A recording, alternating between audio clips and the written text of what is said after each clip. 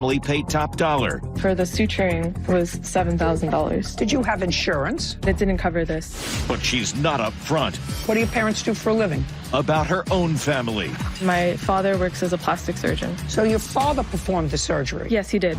Very bad form. Not good to do here, Miss Simone.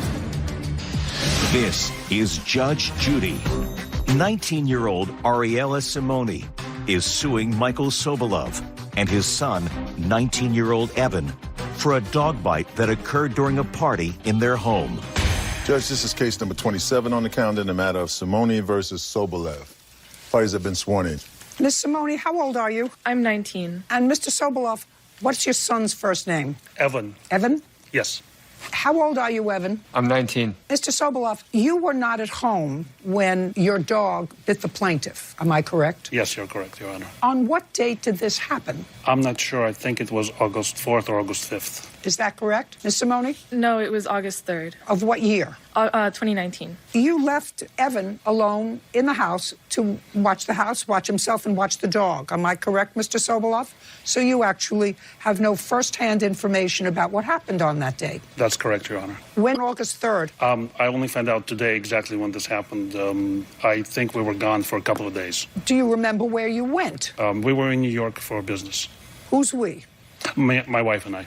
And where is your usual home? Usual home was right there. In California? Yes.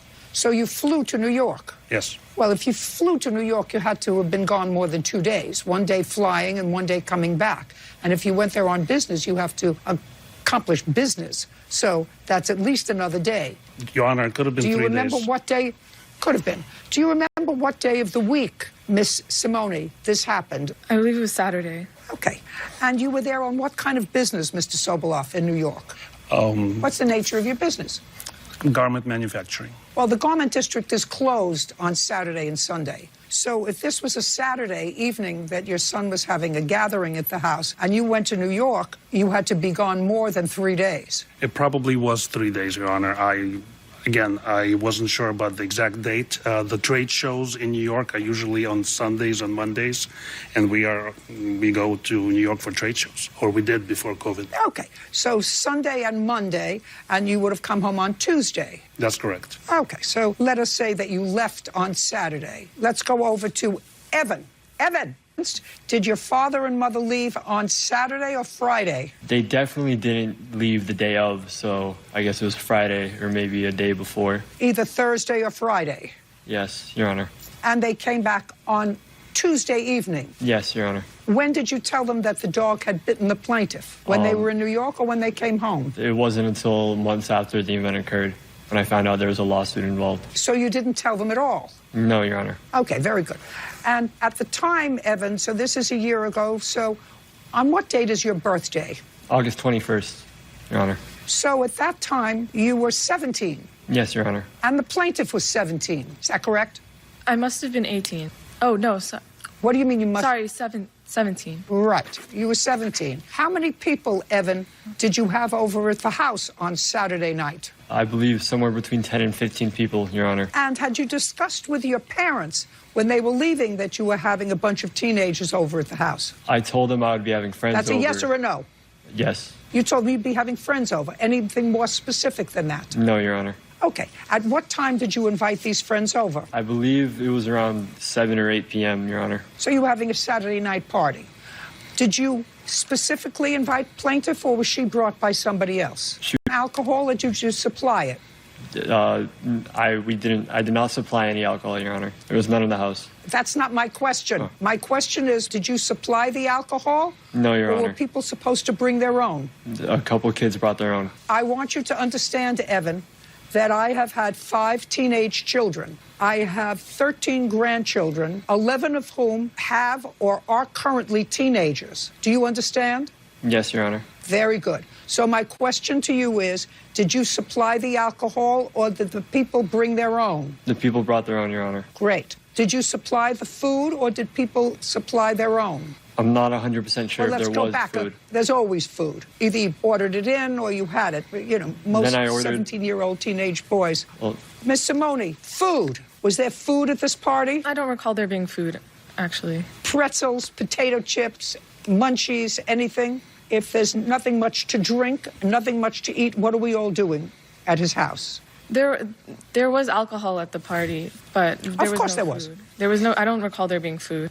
Well, not a very good party. Okay. I want you to tell me how it came about that Miss Simone was bitten, and there's no question she was bitten, and there's no question she was treated in a hospital, Yes. right? Yes. She was bitten by your dog. You have a senior dog, We did, Your Honor. He passed away in October. and the dog passed away. Okay, but she was senior back in August of 2019. Yes, Your Honor.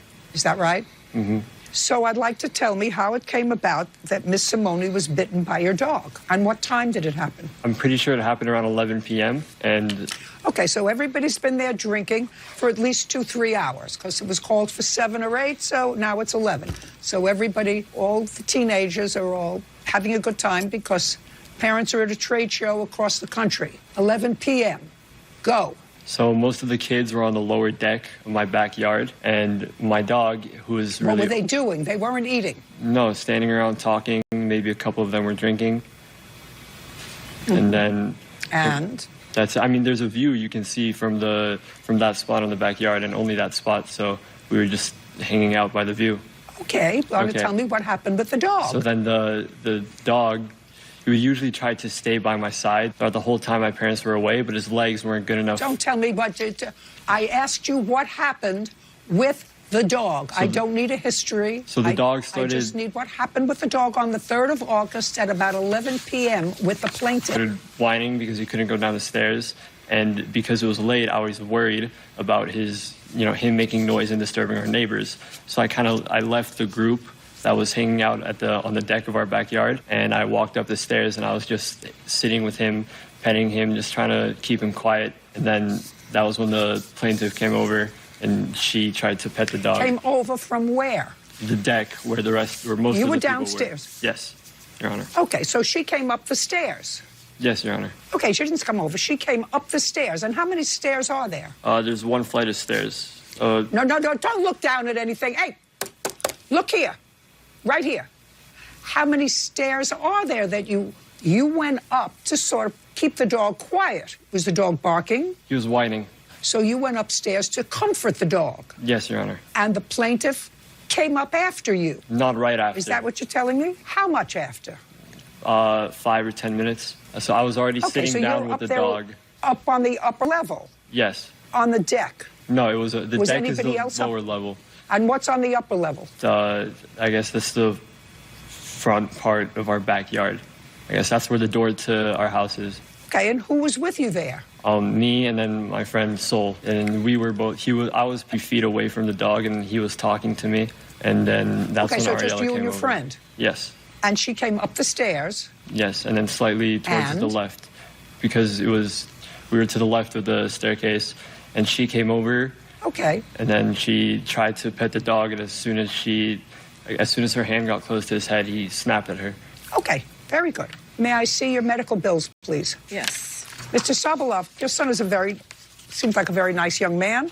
You know, the one thing that you should never do unless you want to have this kind of problem is leave a teenager home alone for 4 days, knowing that their parents aren't going to be home. Very bad idea. The last time that happened, that I allowed my stupidity to take over, there were 4 boats that sunk in a harbor as a result of dinghies, not big boats, but dinghies, as a result of a bunch of teenagers acting stupid. You understand? You know, you just have to know and take that as part of a risk, that if you leave a teenager home alone, they can sniff out a parentless house better than a raccoon can sniff out fresh pizza. Okay, so you had $2,000, almost $3,000 worth of medical bills. Is that right? Yes. So for the emergency, Yes. and then there was for the suturing was $7,000. Did you have insurance? I do have insurance, but it didn't cover this. Why? The emergency room wasn't covered because it was out of network. So I have Kaiser, but we went to Cedars-Sinai, and so it was out of network, so that wasn't covered. And then the surgical place I went to doesn't take the insurance I have. Why didn't you go to a place that took the insurance that you had? This was just most convenient for me. I don't understand that. You have insurance through your family. Yes. You have insurance through your family through Kaiser? Yes. Let's be very, very careful with what you tell me. Judge Judy continues in a moment. Who took you to the emergency room? Another person at the party. Why didn't you go home? Your Honestly, father's a plastic surgeon. Why wouldn't you go home for your father to irrigate the wound? Why wouldn't you go home? And later today, Just show me where you sent him utility bills within 10 days of their accruing. Because what you say is, well, you said to him that you would just take it off his deposit. Well, you can't do that under your lease.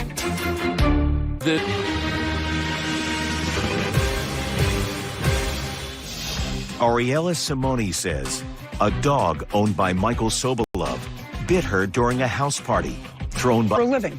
You were a minor. What do your parents do for a living? they're both doctors. Where? My mother, she works part-time as a dentist, and my father works as a plastic surgeon. So let me tell you this, Miss Simone.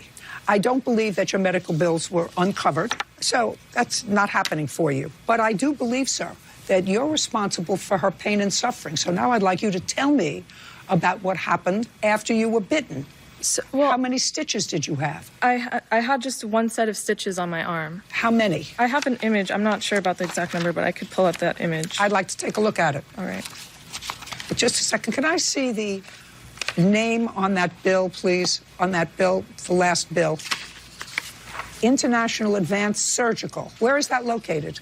It's located in Beverly Hills. And what's the name of the doctor who performed that surgery? Simone. So your father performed the surgery? Yes, he did. Is that what you're telling me? Yes. Yeah, very bad form. Very bad form. Not good to do here, Miss Simone. Can I see photographs of the injury?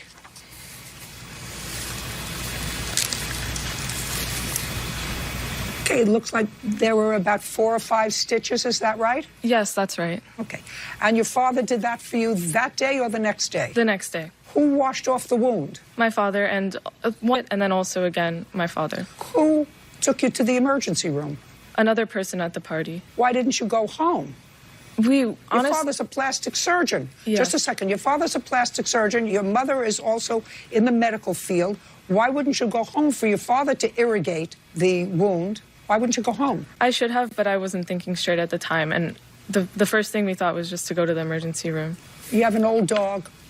She didn't do anything, according to your son, sir, that was aggressive towards the dog.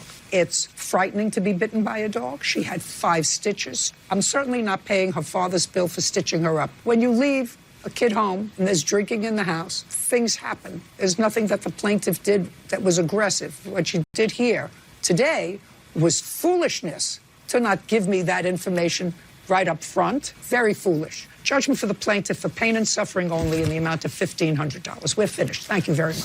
Thank you, Your Honor. Thank you, Your Honor. This case is concluded. Parties are excused. I went to pet the dog, and that's when the dog bit me. This wasn't her first time at my house. She had been there the week before, and so she should have already known the drill. I was not drinking because I actually drove there. She was intoxicated. If my father wasn't able to, I would have had to get it done anyway, and I would have had to pay for it anyway. I mean, the whole story sounds very doctor to me. Step to the podium, please. Kevin Mandor is suing Stephen Gresham for the return of a security deposit for a used car lot he was renting from him. Mr. Mandor, you leased a retail space from Mr. Grisham some 3 years ago. That's correct. Part of that retail space, according to what I read, is a parking lot. Right. And there was a building attached to that. Is that right? That's correct. And you sold cars out of that parking lot? Yes, and Your building? Honor. Used cars. Yes, sir. The annual rental on the property was what? It started out at $5,500 a month and ended up at $6,000 a month. So around 60, And 60 that was plus thousand. Was that pursuant to the lease? Yes. Okay. And you gave Mr. Grisham a $10,000 deposit when you signed the lease. That's correct, Your Honor. Is all that correct, Mr. Grisham? It is, ma'am. And I assume both of you have a copy of the lease. Yes, Your Honor. I do. Okay, Mr. Grisham kept some $4,700 of your correct. deposit when the lease terminated. Up until that time, you had paid your rent. Yes, Your There Honor. is no claim that you had not paid your rent, so I assume you had paid your rent as a tenant. You moved out after the lease, and that's what you're suing him for, the $4,700. Correct? That's correct, Your Honor. Okay. Now, the defense that Mr. Grisham, this is his defense, that during the course of the lease, either the whole term of the lease or part of the lease, you didn't pay pursuant to the lease for trash, water, and electricity. Is that right, Mr. Grisham? No, he did pay electricity. They did pay except for the last July that they were there. Just a second. Trash and water. So what you're saying is you kept his deposit because he didn't pay for trash and water. Yes, and the last Did you pay month's, the last month's electricity bill, And how much was the last month's electricity bill? $77.89. Okay, $77. Hardly worth my time. Judge Judy continues in a moment. The lease says you have to give him notice within 10 days. What you did was So you you're waited saying that until I have the to give whole him lease notice was for over. 36 I don't. months? Just a second. Absolutely. That's what your lease says. I assume that you wrote the lease. Real cases, real people. Judge Judy. Kevin Mandor says Stephen Gresham is wrongfully withholding a security deposit for a used car lot he rented from him. Now, so that the majority of what you are claiming, is for trash and water. Were trash and water included in his lease? Was they mentioned in his lease? Yes, it is that he has Were to pay. trash? I'd like you to show me where. It's in item number 6, ma'am. Would you put it over there, sir? Can you see it? 6. Landlord will calculate the utility bill for 12 months. Tenant will be... I can read it. You can take your finger away. Sorry. Well, sir, can you tell me what months you are claiming that you gave him the bills that he didn't pay? You're supposed to let him know within 10 days of the utility charge. That's what it clearly says here. Right, and I did you do give right him from the monthly beginning. Did you? Right from the beginning. Well, just show me where you sent him utility bills within 10 days of their accruing, because what you say is, well, you said to him that you would just take it off his deposit. Well, you can't do that under your lease. But what you have to do is you have to show me that you had utility bills other than this $79 that he didn't pay and that you gave him notice of. I did give him notice. Over a 3-year period. It was tension Show me. all the time. Show me that you gave him notice. Over Here's 3. the No, don't trash show me bills. the bills. Judge Judy continues in a moment. Closed captioning sponsored by Have you been cheated? Go to judgejudy.com, like us on Facebook, and follow us on Twitter. Now, I want you to do is show me the notices that you sent to him. He got one notice at the That's 'cause that's beginning, what the and it lease brought said. so much tension that I didn't want to argue. I just let it go. He wasn't going to pay Well, it. you just let it go. You have to return his $4,700 to him. I You have to I give him disagree notice with you. pursuant. I don't care whether you disagree or not, so that's what the Well, lease says. The lease says you have to give him notice within 10 days. What you did was So you you're waited saying that until I have the to give whole him lease notice was for over. 36 I don't. months? Just a second. Absolutely. That's what your lease says. I assume that you wrote the lease. I assume that either you or your lawyers wrote the lease. Correct. And it says you have to give him notice 10 days from the breach. And what you did was say, listen, I don't care. I got 10 grand of his money. He told me to and take it out I of the didn't like- deposit. He wanted to pay me at the end of the Did you tell him lease. to take out of the deposit? No, Your Honor. I have evidence to the contrary. Okay.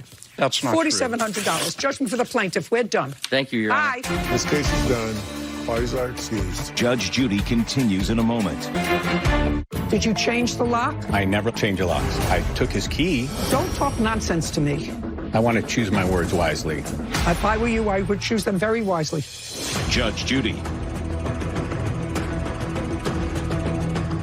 I was the defendant. I had to defend myself. He literally ran us out of there. No comment. It was terrible for 3 years. Just terrible. No comment, sir. It was kind of like this for 3 years. Thank you. Which is why I moved on.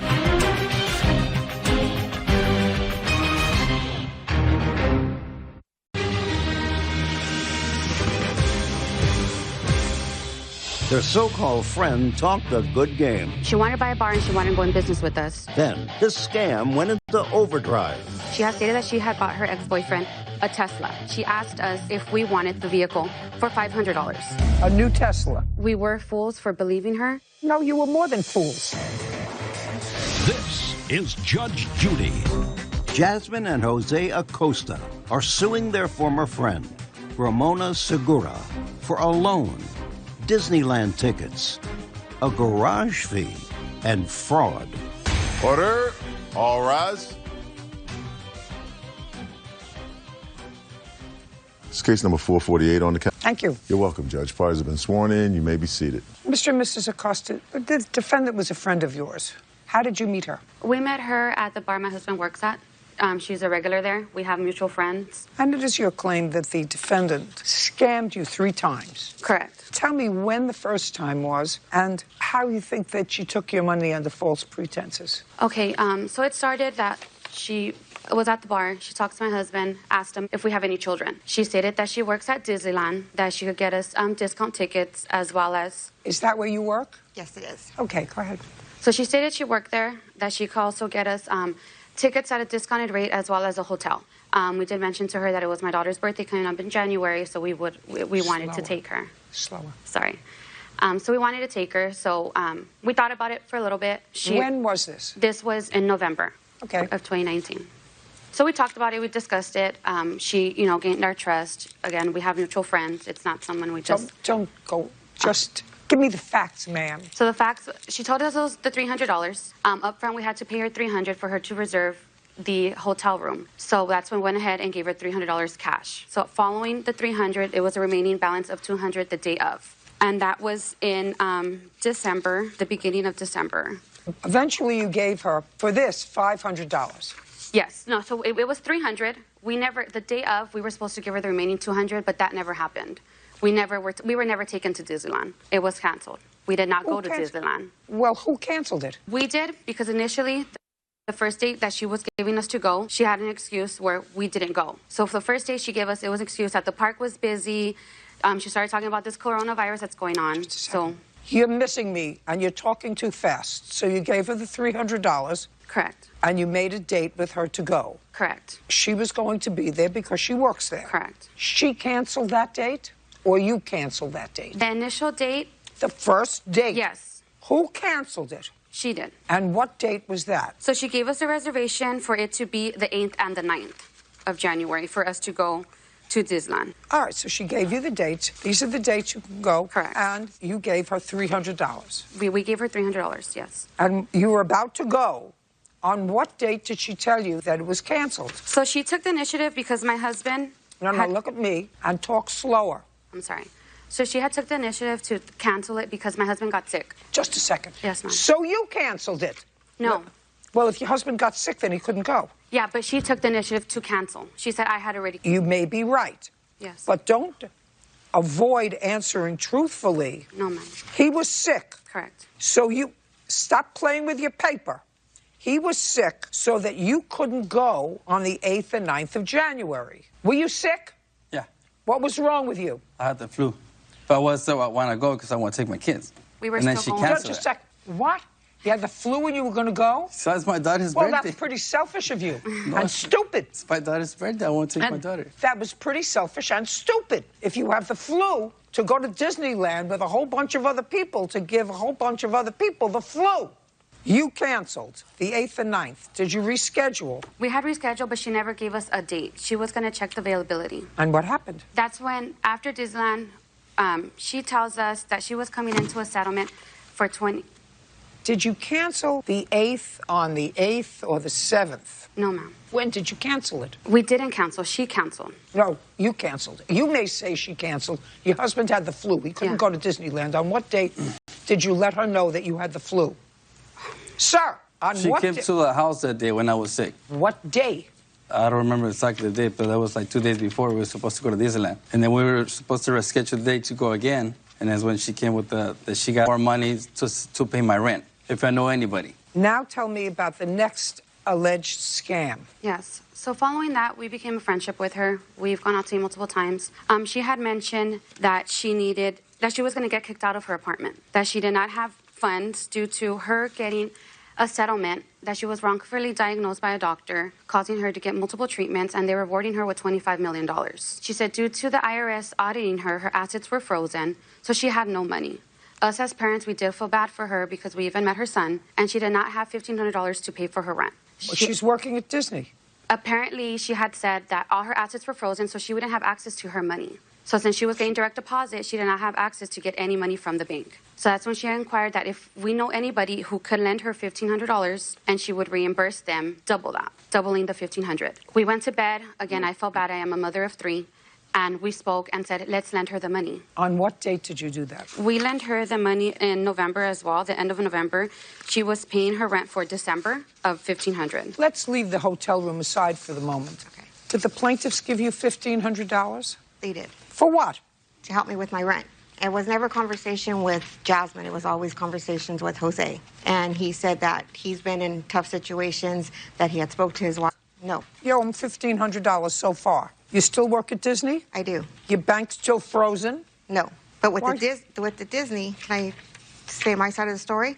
I suggested when he became sick with the flu not to go to Disneyland because he would not enjoy himself, because he would be grouchy. And so I offered him another date to go, which was in a text message, January 29th through the 31st. So I offered them another date to go, and they accepted that date. And then they turned around and canceled thereafter that. She wasn't getting her unemployment check, her disability check, and she was not going to be able to go. These were non-refundable tickets. Can I see that text, please?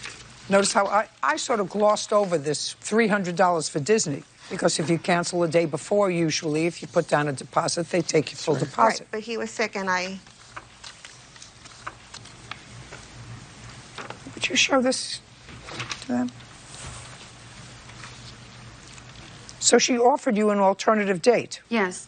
And due to me not getting my check from EDD, I never agreed. If you see, there's never a text me saying, yes, we'll take that date. I don't care. You canceled the first time. She managed to get you a second time. Let's go. Let's move on. So far, she owes you $1,500 for her rent. What's next? After that, when she had said that she came into a settlement with boyfriend that became her ex-boyfriend, she had mentioned that she bought him a Tesla. And during the time that she had told us that she had a settlement of $25 million, she wanted to buy a bar. She wanted to buy a bar, and she wanted to go in business with us. And moving forward, prior to the bar, she had told us that she had came into the $25 million settlement. You already said that 5 times. I'm sorry. It's just a whole lot that happened. There's so much in between. So far, she owes you $1,500. $1,500, correct. After Disneyland, when she had told us about the $25 million, we had asked her my husband had asked her let us borrow $20,000 for a home. We were in the middle of trying to purchase a home. She said, no, why don't I just buy it for you guys? Buy it, and you guys pay me, since she's getting that settlement. So now your husband is asking her for $20,000. Yes, this is when we still thought Disneyland was real.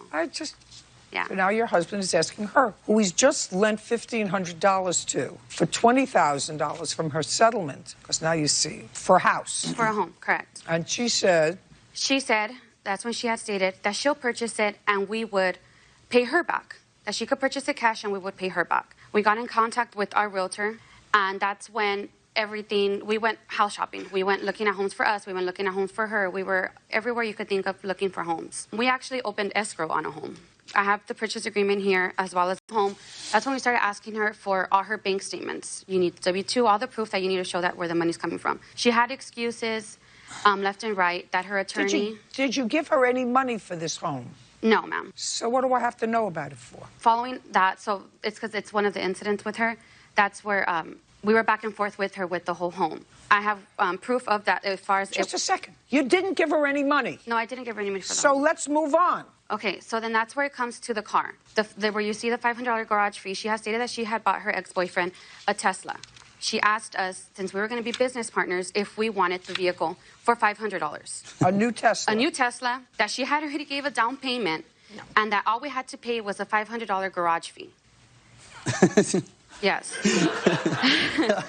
I know. Oh, she sent us photos. She sent us invoices. She sent us everything that made it seem real. We went to the Tesla dealer We test drive the car. I mean, we went with our whole family. We're a family of 5 with the 3 little ones. I mean, what kind of ridiculousness do you think that you can buy a $100,000 car for $500? So she sent us an invoice that said the vehicle was going to be $64,000, that she had already gave a down payment, but since her ex-boyfriend was abusive and cheated on her with her cousin, I don't care. she was willing to give it to us for a $500 garage fee since her assets were frozen. Just a second. $500 garage fee, and who was supposed to pay out the $64,000? She had already given a down payment on the car. How much? She had said she had given $3,500. Who was supposed to pay the rest? She was. So far, she owes you $1,500. I have. That's all. I'm not interested. I'm not interested. I can't even take you seriously. Judge Judy continues in a moment.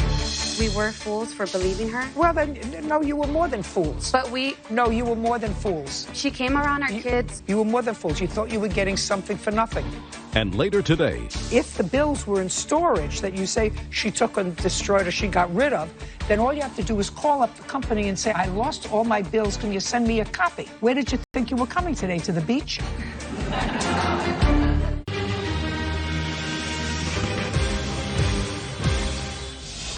Jasmine and Jose Acosta claim former friend Ramona Segura defrauded them on several accounts.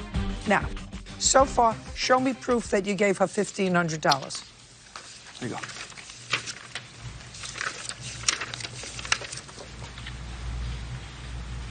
Okay. No. I'm going to tell you why. Because you have to know that either you're getting conned or somebody is stealing something when you're going to get a $60,000 car for $500. It's like going up to somebody and say, you want to buy my Rolex? I need money right now. I have to go buy a bowl of soup and a bagel. So I'm going to sell you my Rolex, which is a $25,000 watch, for $50. And then you say, oh, yeah. That Rolex, probably stolen. But if I could buy it for $50, why not? You think that the courts are going to help you? I understand that we were fools for believing her. Well, then, no, you were more than fools. But No, you were more than fools. She came around our kids. You were more than fools. You thought you were getting something for nothing. See, the rent is a whole different thing. She said she needed rent. Bank accounts were frozen, whatever it is. She may have felt that she had a couple of suckers. But you knew that you were giving her money, and that money was going... in your head was going to her rent. You said, I'm a mother of 3. I realized that. She has a son. But with regard to the car, you thought you were getting something for nothing because somebody was going to get scammed. You weren't signing your name as owners of the car responsible for the loan. She said that she was putting it under our name. Let's say I believe you that she said still $61,000. Who was supposed to pay the $61,000? She said she was. Yeah. Judgment for the plaintiff in the amount of $1,500. We're done. Thank you very much. Parties are excused and they step out.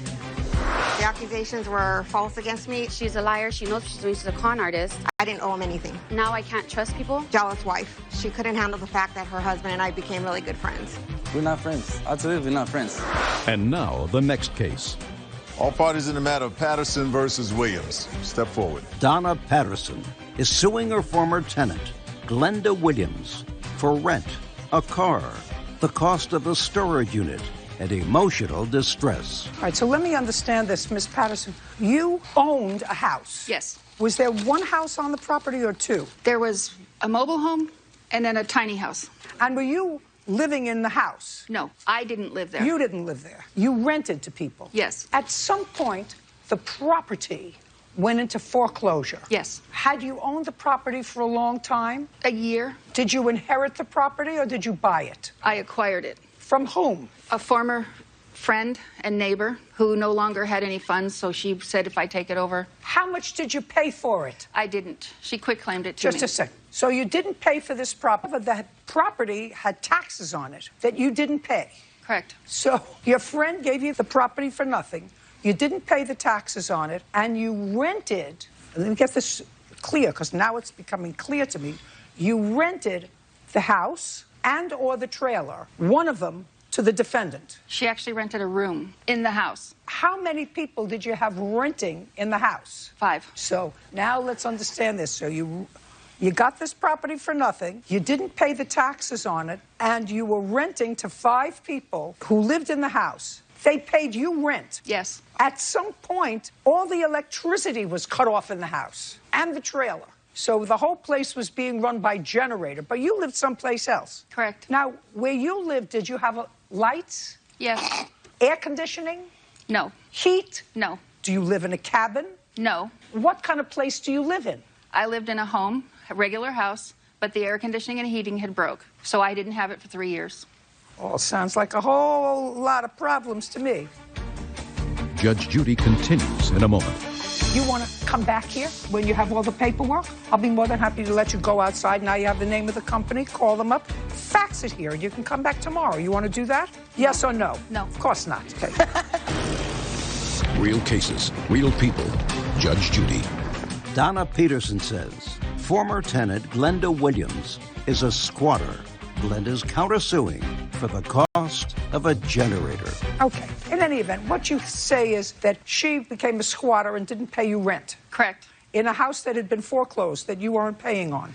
I didn't know it was foreclosed in the beginning. Who cares? I don't care. You weren't paying a penny. I was paying another company to keep it out of foreclosure so their rent could go towards getting it out of foreclosure. Let me see what you were paying another company to keep it out of foreclosure. I only have the name of the company. I don't care. Because it was in storage that she stole. Name of the company doesn't help me. So far, we're in a totally unsympathetic position. It's not as if you rented to the defendant in a house that you were maintaining, that you paid for, and that you were paying the taxes on, and she was living there squatting on this property and didn't pay you rent from August until May, even though it was run on a generator. But that's not correct. I'm sorry, it's not correct. She had all the other utilities. You said to me somebody gave you the house last year. Didn't you tell that to me? Or was it 2 years ago that they gave you the house? I'm sorry, it was 2 years ago. If I said one, I'm sorry. Well, you're an adult woman. You live in taxes that have to be paid. So it's not 1 year you didn't pay the taxes. You didn't pay the taxes for 2 years. No, I didn't. I didn't pay the taxes. Then you were a squatter on that property, too. No, Your Honor. I still paid all the other bills. I paid $750 every month to keep it out of foreclosure for 2 years. Just a second. Show me. My receipt was in storage, which is another part of the case. Just a second. It's not another part of the case, madam. Let me tell you this. There is zero sympathy, because if you were paying $750 a month to keep the house out of foreclosure, A, you weren't successful, and B, if the bills were in storage that you say she took and destroyed or she got rid of, then all you have to do is call up the company and say, I lost all my bills. Can you send me a copy? Where did you think you were coming today? To the beach? Judge Judy continues in a moment. Closed captioning sponsored by. Are you in a family dispute? Go to judgejudy.com, like us on Facebook, and follow us on Twitter. Okay. If you paid $750 a month to a company and you didn't have the bills, that company will give you the $750 receipts as copies. If it's only over 2 years, we're not talking about 10 years ago. But I just barely found the paperwork that shows the name of the company. Oh, fine. Then you want to come back here when you have the name of the company, call them up, fax it here, and you can come back tomorrow. You want to do that? No. Yes or no? No. Of course not. Okay. Now, you have equally as ridiculous a lawsuit. You know, you say that she used your generator to fire up the house and to keep the basic necessities going, and because it was used so often, your generator, that it blew. That's your counterclaim? Yes. Goodbye. Goodbye. No, it's not. Your Honor, there's a whole lot more to this. Parties are excused. You may step out. Judge Judy continues in a moment. And on the next Judge Judy. You moved in with your grandfather.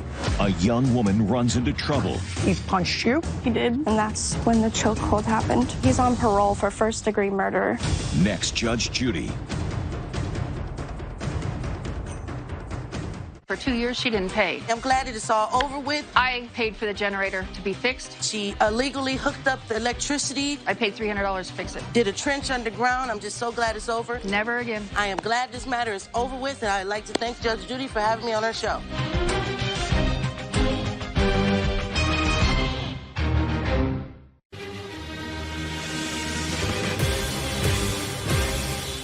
You did put out rap. It's overwhelming. We have to have evidence in order to connect the defendant to your dead dog. What's lacking is their proof. I would like to see the diagnosis from the original vet. I can't find that. I just have the bills. Well, that's the most important piece of evidence. Can I just state something? You can't state anything.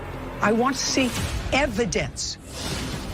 This is Judge Judy. Derek and Nicole Trotter are suing their neighbor, Kevin Edquist, for vet bills, the cost of a dog, and punitive damages after he inadvertently poisoned their pet.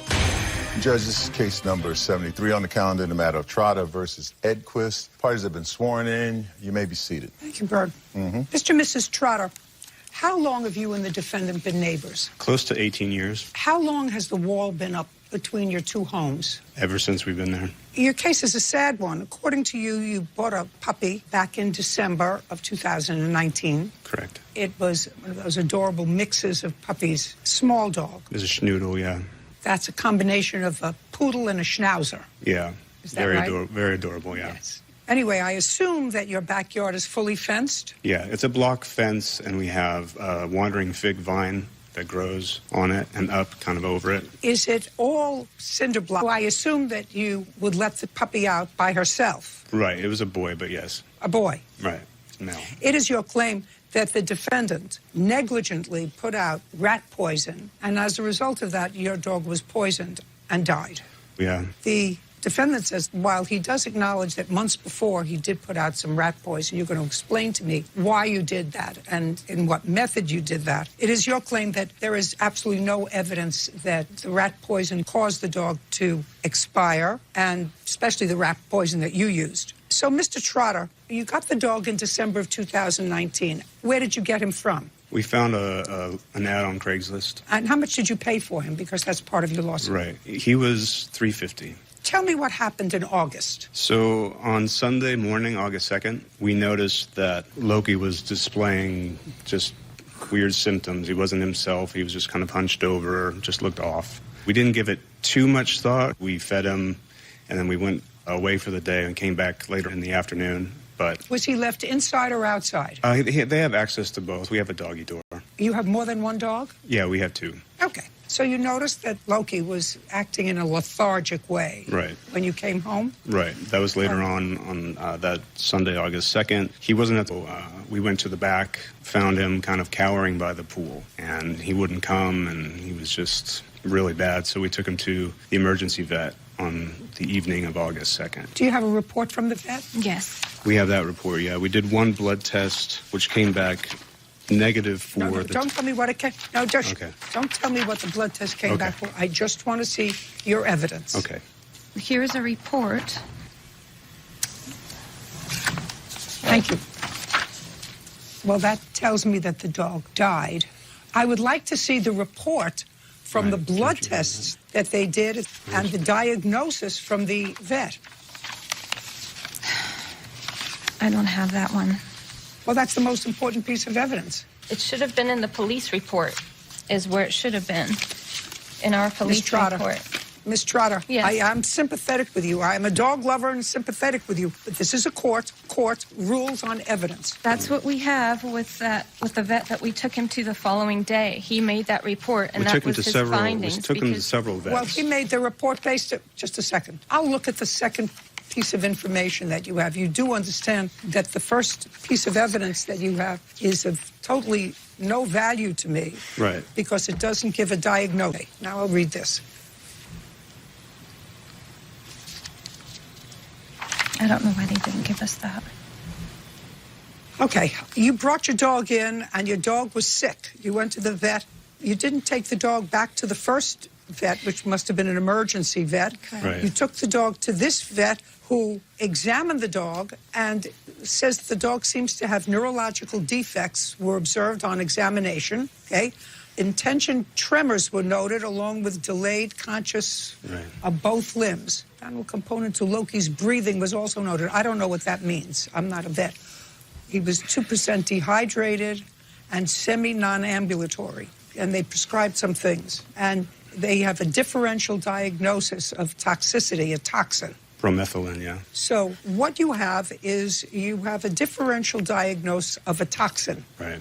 period. On a dead dog. That it is possible that your dog died from ingesting some sort of toxin. You have to connect that to the defendant in order for you to be successful in a court. I understand. Not in a court of sympathy, but in a court of law. Right. So I'm willing to take a look at what evidence that you have. So in the connects. animal care report, you can give Go me ahead. that. That's from the animal control. What it says. Don't tell me what Okay. it says. What, I'll read it. okay, thank you. Sorry. Okay, so you reported that your dog was killed by the neighbor who left out rat poison. So far, we have no evidence of that. Reporter had spoken to the neighbor about the concern in the weeks before the incident, and his dog was confirmed that poison was the cause of death by the dog. Well, that I didn't see.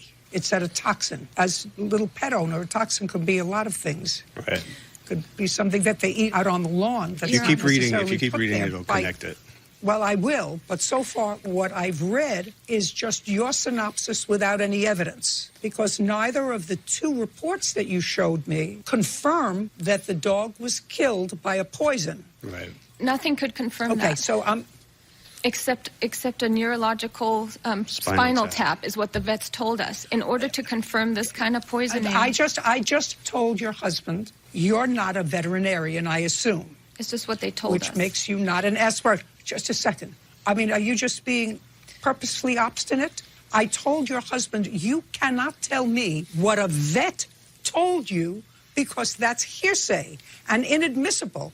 The fact that you say it twice doesn't make it any more admissible. If it's in a veterinarian report as a business record, I can read it. But your telling that to me is hearsay. You say it once, twice, or three times. It doesn't make it less hearsay. Okay. So this says, per the reporter, the neighbor had to have reached over the property line to zip tie a bag lock of poison to a tree in reporter's yard. So that's conjecture because nobody saw that. We have evidence. The rats, when you show me evidence, I'll read it. Can I show you evidence?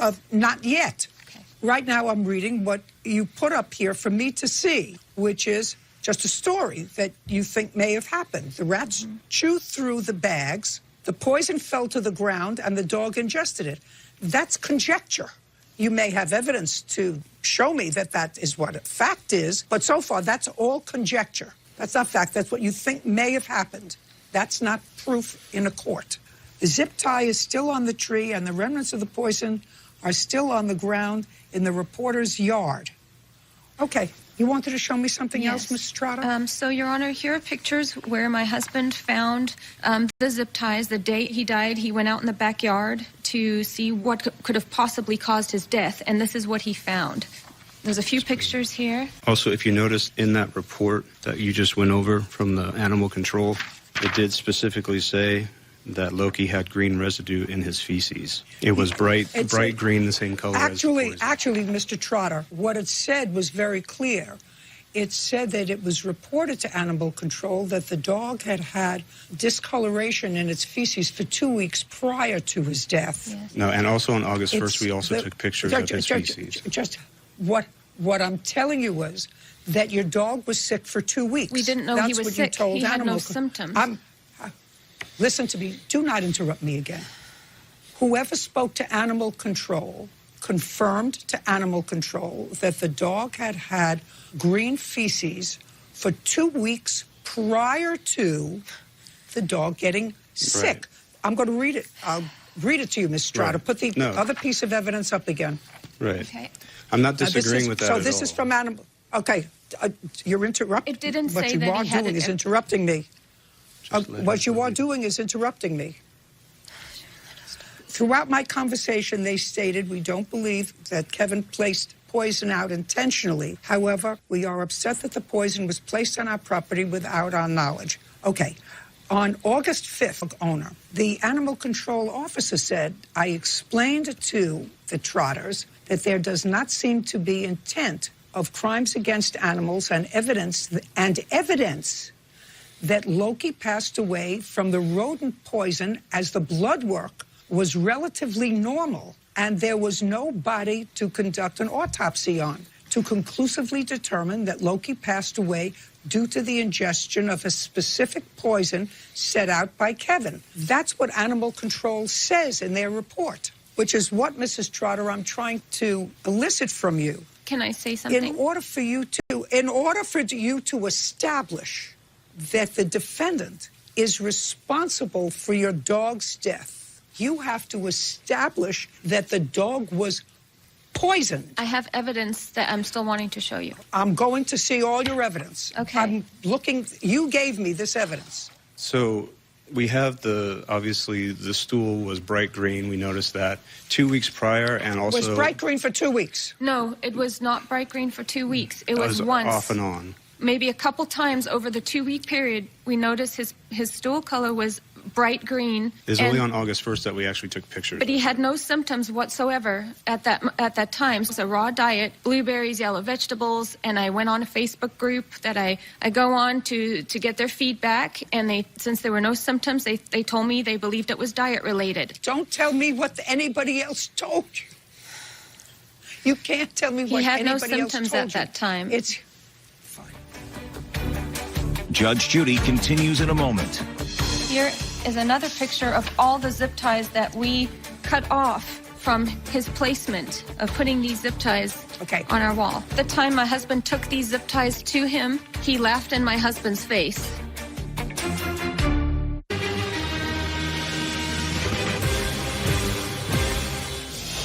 Derek and Nicole Trotter claim neighbor Kevin Edquist is responsible for fatally poisoning their dog, Loki. Keep going. So here are pictures. Miss Trotter. Here's I some see pictures. Next. Okay. Next. You saw this one? What's next? I saw it. The residue here. Here we see I saw it. The zip ties that were placed in our property, and below the zip ties, you can see the poison residue on our vine here. And he admits to putting it there. In the report that you read, he admitted to putting it there. Here's another picture where... I read the report. You can see one of the zip ties... I read the report. ...below our property wall, and all the zip ties that we cut off from his placement of putting these zip ties on our wall. Any other evidence that you want me to see? No. At the time my husband took these zip ties to him, he laughed in my husband's face. Don't tell me what he did unless you were there. Were you there? He was there. No, but I was there. And yes, he did. I know you were there, but you have to tell me. Yeah. If she tells me, it's because you told her. I took all the zip ties in the baggie and said, this can never happen again. And he just kind of laughed and said, well, there's no blood in the report. But it doesn't show up in the blood report, that type of poison. Okay, Mr. Trotter. Puppy died on August 4th. And a couple of weeks later, you got a new puppy. Do you like the new puppy? He's very cute, yes. He very sweet. Doesn't replace our old dog. Okay. Well, believe me, I do understand that. I've had pets my whole life, and I've lost them, and sometimes I've lost them to old age, and sometimes not. Your Honor, can I just state something? No, you can't state anything. I want to see evidence. I've looked at what you tell me is all of your evidence, Mrs. Trotter. We had asked this gentleman and I haven't spoken. Not to... If the defendant attached anything to your side of the property, that's trespass. You might sue him for trespass. What you have to prove, I know you're looking for things and not listening, Mrs. Trotter, said you people. Okay? My dogs have gotten sick from a lot of toxins. When the gardener puts in fertilizer, if I'm not careful enough, and one of them grabs and eats one of the chunks of fertilizer, they get very sick from a toxin. When there are rabbit droppings or deer droppings, and if a dog ingests that, it's a toxin. They can get sick and die. I'm not saying that what the defendant did by putting out rat poison, you did put out rat poison, is that correct? Over the last 10, 12 years, correct. Yes. In my property. But you did for a period of time. Correct. Within months of this, you put out rat poison. On my property side, yes. Okay. Judge Judy continues in a moment. Two things. That the dog died as a result of a poisoning. Well, that's what bromethylene does. It's a neurological poison. I am acutely aware of seizures. I lost a little dog 3 months ago that had a seizure, and I didn't sue anybody. Real cases, real people. Judge Judy. Derek and Nicole Trotter say the negligence of neighbor Kevin Edquist led to the poisoning and death of their dog, Loki. Now, what that your dog died from a poison other than any other kind of just toxin, which is a toxic material, and connect the defendant to that. So far, the only thing that you showed me is a to whom it may concern letter that I assure you was written recently, not back in August. Would that be correct? It was about a... The second... Right. Attention. Does the manner of the may death of the dog count? Does that count as evidence, the manner of death? Because he died of a seizure. Just a second. If you had a vet here who could tell me that that seizure that vet observed or the aftermath of that seizure was a direct result of a rat poison, that would be a nexus. Well, that's what bromethylene does. It's a neurological poison. It kills Let me explain something neurologically. to you, sir. I am acutely aware of seizures. I lost a little dog 3 months ago that was a perfectly healthy little dog that had a seizure and had not been poisoned. Our dog's feces was the same color as the poison. Had not. Just a second. What I'm telling you is, I don't know how it happened. I don't know the cause of it because I, like you, said I don't want to put myself or the dog through what happened, and I'm not going to do that. That's what I said to and I didn't, and I still don't know the reason for that seizure. I didn't sue anybody.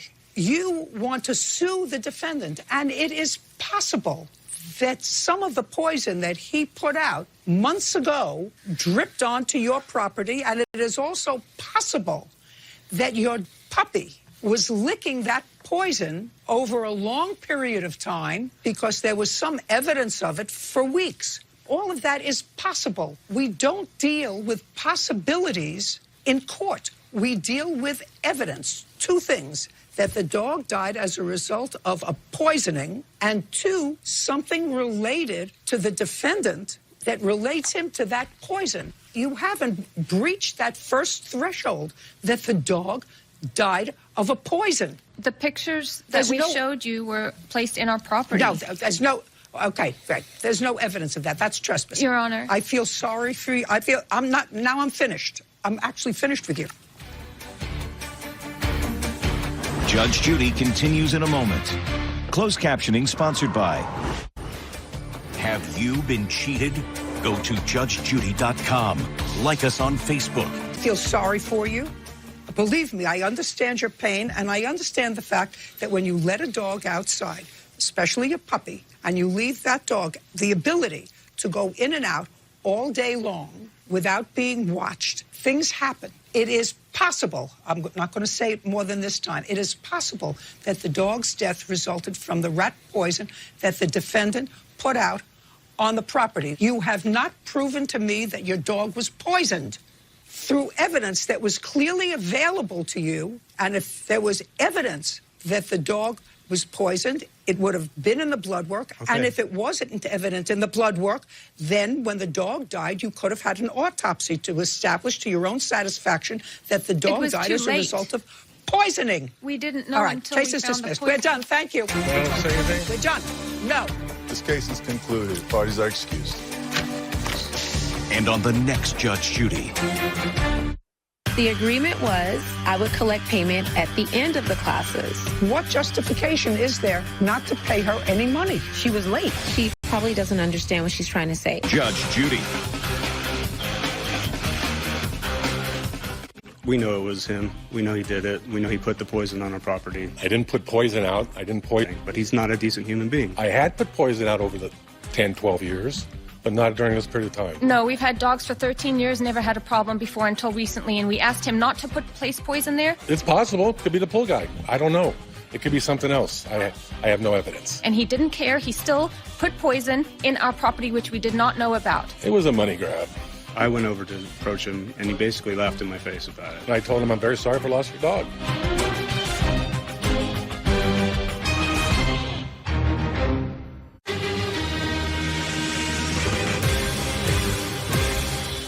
Suspicions at the groomer. I thought it was unusual that she wanted to rush me out with both dogs at the same time. Then. What happened when you got home? There was blood. A dog owner's shock. It was a little gruesome. There was a piece of tail missing. It was like sliced. I couldn't believe what I saw. Ultimately, Marley had to have most of his tail amputated. This is Judge Judy. Brenda Cornejo is suing dog groomer Diane Layton for vet bills and damages resulting from injuries to her dog, Marley.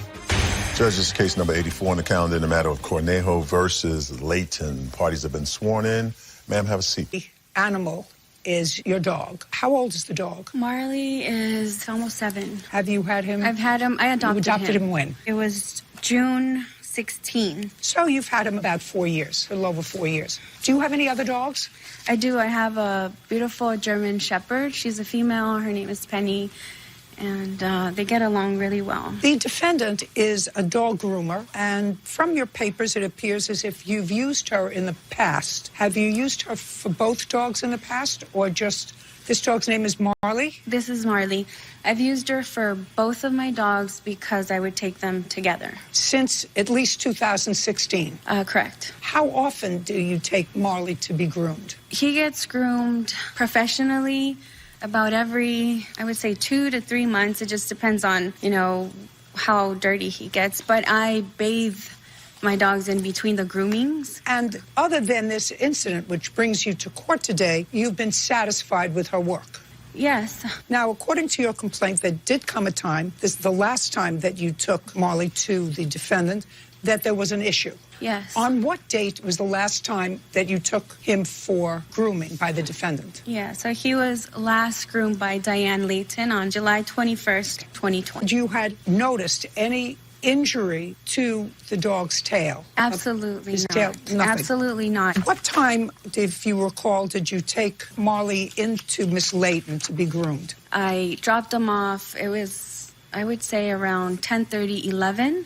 And then I picked him up a little after 4:30. And so it was a longer than usual time for them to be groomed. Does the defendant call you to tell you it's time to come and pick up the dogs? Yes, she has to. And in the prior 4 years that you've been taking Marley to her for grooming, approximately how long does that grooming session take? Approximately, let's say like 2 hours. So this was considerably longer? Yes, it was unusually longer. Will you tell me what happened when you went to pick up Marley on the 21st of July? I got the call that the dogs were ready, and I went up to the counter, and she looked nervous and asked me to take both of my dogs at the same time. And I normally take one at a time because I can't manage, the Shepherd and Marley. So I said, no, I can only take one at a time. I thought it was unusual that she wanted to rush me out with both dogs at the same time, but I said, no, I can only take one at a time. So I grabbed Marley first, and then I went from point A to my car, which was parked right in front of the shop. Right before I put him in the car, I did notice like a fresh drop of blood on the side of his body, but I looked and there was no cut. There was nothing there. So I thought it was unusual, but then I put him in the car and went back for my other dog. And then because of the way the parking situation is located in front of her shop, there's cars waiting for you. There's only like 2 parking spaces. And so they're waiting for you to move. So you left? Yeah, so it was very quick. Left. What happened when you got home? I picked them up by myself. Usually my son accompanies me, but as soon as I got home, he was out there waiting to help me bring the dogs down. And I parked, and he took both dogs through the side of the house to the backyard. And he was playing with them outside. Were you watching them? I was watching him outside of the porch door, and he was playing with them there. So you were watching? Uh-huh. Okay, continue. So he was under the porch playing with the dogs, and it was momentarily, and then he screamed, and he yelled out, "Mom!" The dog's bleeding, and, he was, like scared. So I went out there, and I looked at Marley, and I couldn't believe what I saw. It was a little gruesome. There was a piece of tail like missing. It was like sliced. There was blood. There was like bone and flesh. I couldn't believe it. I was in a bit of a shock, like seeing my dog in this condition. I want to go back for a moment. When you took Marley from the defendant's shop, you said you saw a drop of blood. Had you ever seen that before? No. Because I didn't see any visible cuts on that side, I didn't You didn't know look where it further. was coming from. Once I went outside to the porch and I assessed the dog and I saw him wagging his tail, and because the bleeding had restarted, he was, wagging the tail and flipping it to the side of his body. So, of course, the blood was coming from the tail and landing on the side of his body. And that's why we're here, because the dog was, in fact, injured. We'll get to where and how that happened. You had substantial vet bills, and ultimately, Marley had to have most of his tail amputated. Correct. That's why you're here.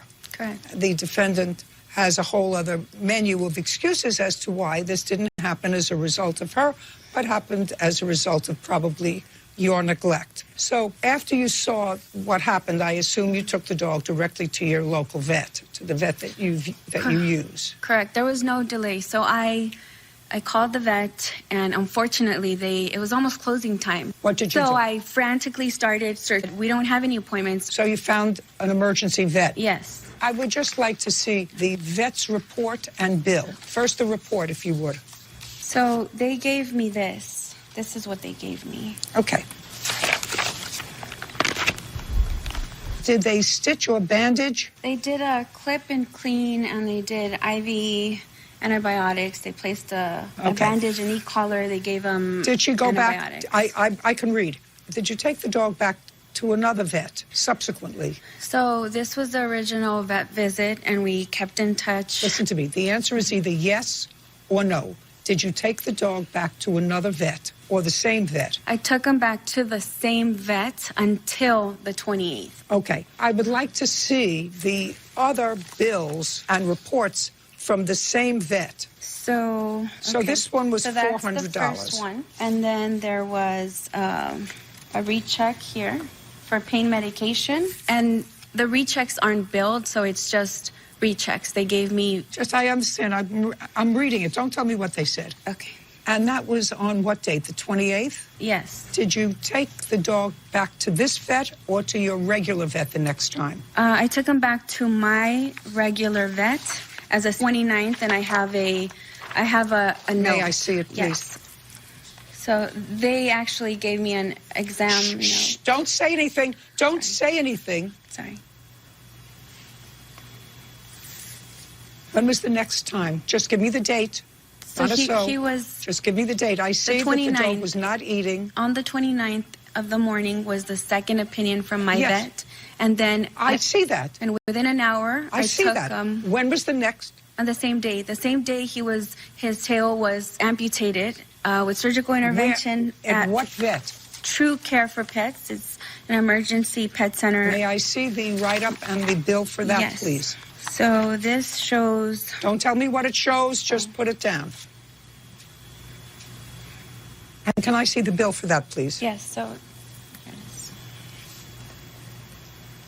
Okay, and now Marley is fine. Look, he has a shorter tail. Yes. Looks perfectly happy.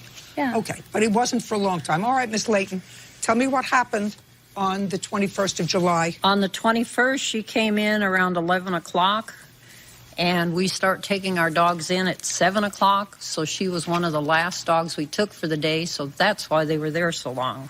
I have a copy of Marley's skin, as I do on every dog we do, and it shows Marley has been having trouble with that tail since 2018. 2018? Yes. And what kind of trouble has Marley been having with the tail? We have been taking fly eggs off the end of that tail since 2018, the very tip of it. Explain that. Look at me. You've been doing what? Explain to me what you've been doing. When we put him in the bathtub and the big crust is there, it's full of fly eggs. So when we have him in the tub, we soak them all off, clean it all up, and each year it has progressively gotten worse and worse and worse. And she's done nothing about it up until the day that it was so bad that it really bled. Your Honor, that's incorrect, Okay. and I can show you proof. Just a second. I would like you to show me on her card, starting in 2018, where you document that. You want 2018 only? No, well, I want to start with 2018, where you document the fact that you told her that this was a problem and that she's done nothing about it. But that's the tip of the tail. Yes. That doesn't require any surgical removal. She had, according to you, fly eggs that were crusted, and you soaked it, and you removed the eggs and continued with the grooming. Yes, the problem with it is when they leave the fly eggs for that not heal without antibiotics. And it just has progressively gotten worse and worse. Your Honor, can I show proof? Just a second. I would like you to point to me what you're talking about.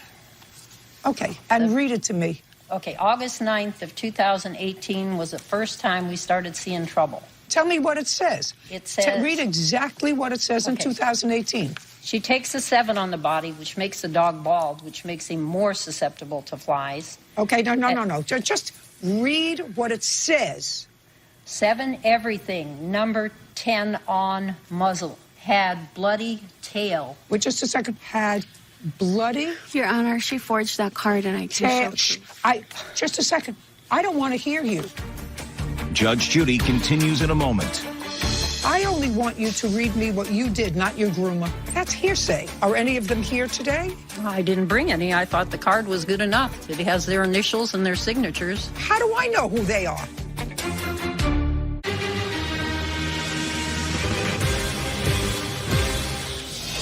Brenda Cornejo is accusing dog groomer Diane Layton of lacerating her dog's tail during a grooming appointment. Brenda says the tail was amputated as a result. Okay, read what it says. Had bloody tail after bath. I did not do... Oh, no. That's it. Just a second. I only want you to read me what you did, not your groomer. These are all what different groomers have done to Marley. Every one of these. Just a second. Miss Layton, do these groomers still work for you? Well, most of them. I only have 6 now because of COVID. But most of these groomers work for you. I'm not reading what they said. That's hearsay. I can't read what they observed. Are any of them here today? I didn't bring any. I thought the card was good enough. It has their initials and their signatures. How do I know who they are? Maybe you wrote that. Maybe your sister wrote it. Maybe your friend wrote it. I can show you cards.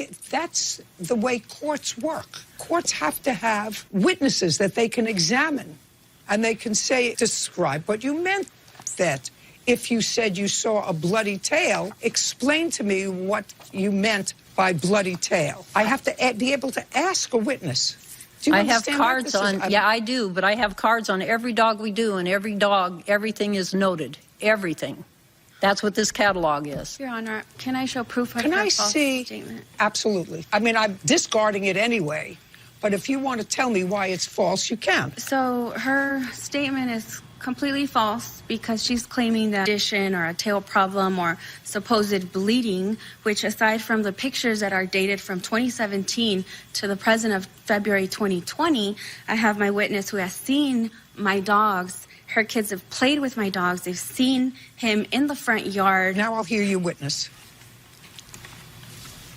Hello, Your Honor. Tell me your name. My name is Tia Weinstein. Ms. Weinstein, when was the last time that you saw Marley just prior to his having his tail amputated? Probably in February 2020 when we just have the dogs come out and play with the kids in our cul-de-sac. How many times have you seen Marley play between 2017 and February of 2020? Numerous times. Too many times to count. More than 10? Yes, more than 10, 20, 30. It's literally a weekly thing. Are you neighbors? We are neighbors. Have you ever seen injury to the dog's tail? Never. Have you ever seen Marley biting or scratching or biting his tail? No, not at all. And between 2016 and 2020, did the plaintiff ever complain prior to July 21st about Miss Layton's care of? Complained about any type of grooming. Okay, very good. Anything else either one of you want to show me? I would like to show you some pictures of fly bites on a dog that we just did this last week. Was it this dog? No, it was not, but it shows you what kind of damage the fly can do. Your Honor. Not interested. Can I show you? I'm sorry. Just a second. Just a minute. I'm not interested in pictures of another dog with fly bites. What else do you have? I just have what I sent you showing that this dog has had trouble all along. Okay, good. What else do you want to show me? I would Tell like me to first show what it is. you the Yelp reviews of Silmar Thank you, Ms. Grooming. Weinstein. Not interested. What else? And I have the copies of the medical expenses of what Marley went through and the pictures of the stages of the tail in different conditions because of this accident. Oh, well, I'd like to see pictures of the different conditions. That I would like to see, because I already have the numbers. This is the picture of July 21st and how it looked. Okay. This is a picture of how they left him patched up in different areas of his body, so which tells me that they probably struggled. Don't with tell me it. what to tell. Don't listen to me. You want to volunteer a lot of information that you're not allowed to do about what the photograph represents. Judge Judy continues in a moment. So I had to lose income because of this 2-month healing process. I called in sick. I gave away shifts. I took unpaid time. Okay. It was a terrible accident. Real cases, real people. Judge Judy. Brenda Cornejo says dog groomer Diane Layton severely injured her dog Marley during a grooming appointment. Okay, what are you showing me now? This is the condition of the tail. So these are stages of how the tail progressed from the date of injury to the healing process that took about 2 months after being amputated. Just a second. Where was the cut? Just show me where the cut was that you're alleging, because I assume right here. that you went outside and you saw the cut. It's right here, ma'am. Now, where on the tail was that cut? On the tip, Your Honor. Show me the other picture. Is that when he first came home? July 21st is this picture. This is right after grooming. This is the date of injury. Okay. That's July Got 21st. it. So that's what it looked like? Yes. Okay, now I got it. All right, your vet bills are $3,110. No. That's what I have. Are there any other bills? Yes, Your Honor. Show me the other vet bills. So these are all of the bills from True Care for Pets surgery. So it's that one. What is that for? That's a bandage light wrap. Okay, so just a minute. That's a plus 60. Next. And I have another 98. And I have another 90. Wound repair. That's on 812. And I have another 32.50. I already added that $32 in, madam. Judge Judy continues in a moment. Closed captioning sponsored by. Want justice? Go to judgejudy.com. Like us on Facebook and follow us on Twitter. Okay, anything else? Yes. So this is a whole packet here. So this is the main surgery. I already have that. Okay. And then there's this one. Anything else? I have $33.58. Do you work, Ms. Corneo? Yes, ma'am. I have 2 jobs. I'm a pediatric oncology nurse. Just a minute. $6.78. I've got that already. Next. Come on. Who took the dog to the vet? I took him to the vet on all occasions. So I had to lose income because of this 2-month healing process. I called in sick. I gave away shifts. I took unpaid time. Okay. Etc. It was a terrible accident. $33.58. Judgment for the plaintiff. Thank you very much. This case is concluded. Parties are excused. And on the next Judge Judy. The ski passes turned out to be fraudulent. We are all in the same exact position. You have to find the person that duped you if you were a dope that got duped. Judge Judy. Didn't strike one up for the groomers. We get blamed for a lot. I think the decision was appropriate and fair. I told them 3 separate times to get that dog to the vet, and they totally ignored it. It's hurtful, but it's false. They're well taken care of. How can I be sorry it happened? We didn't do it. Take pictures before and after you drop off your dog. Inspect them thoroughly. Groomers never win. Miley's a happy dog, and I'm glad that he survived.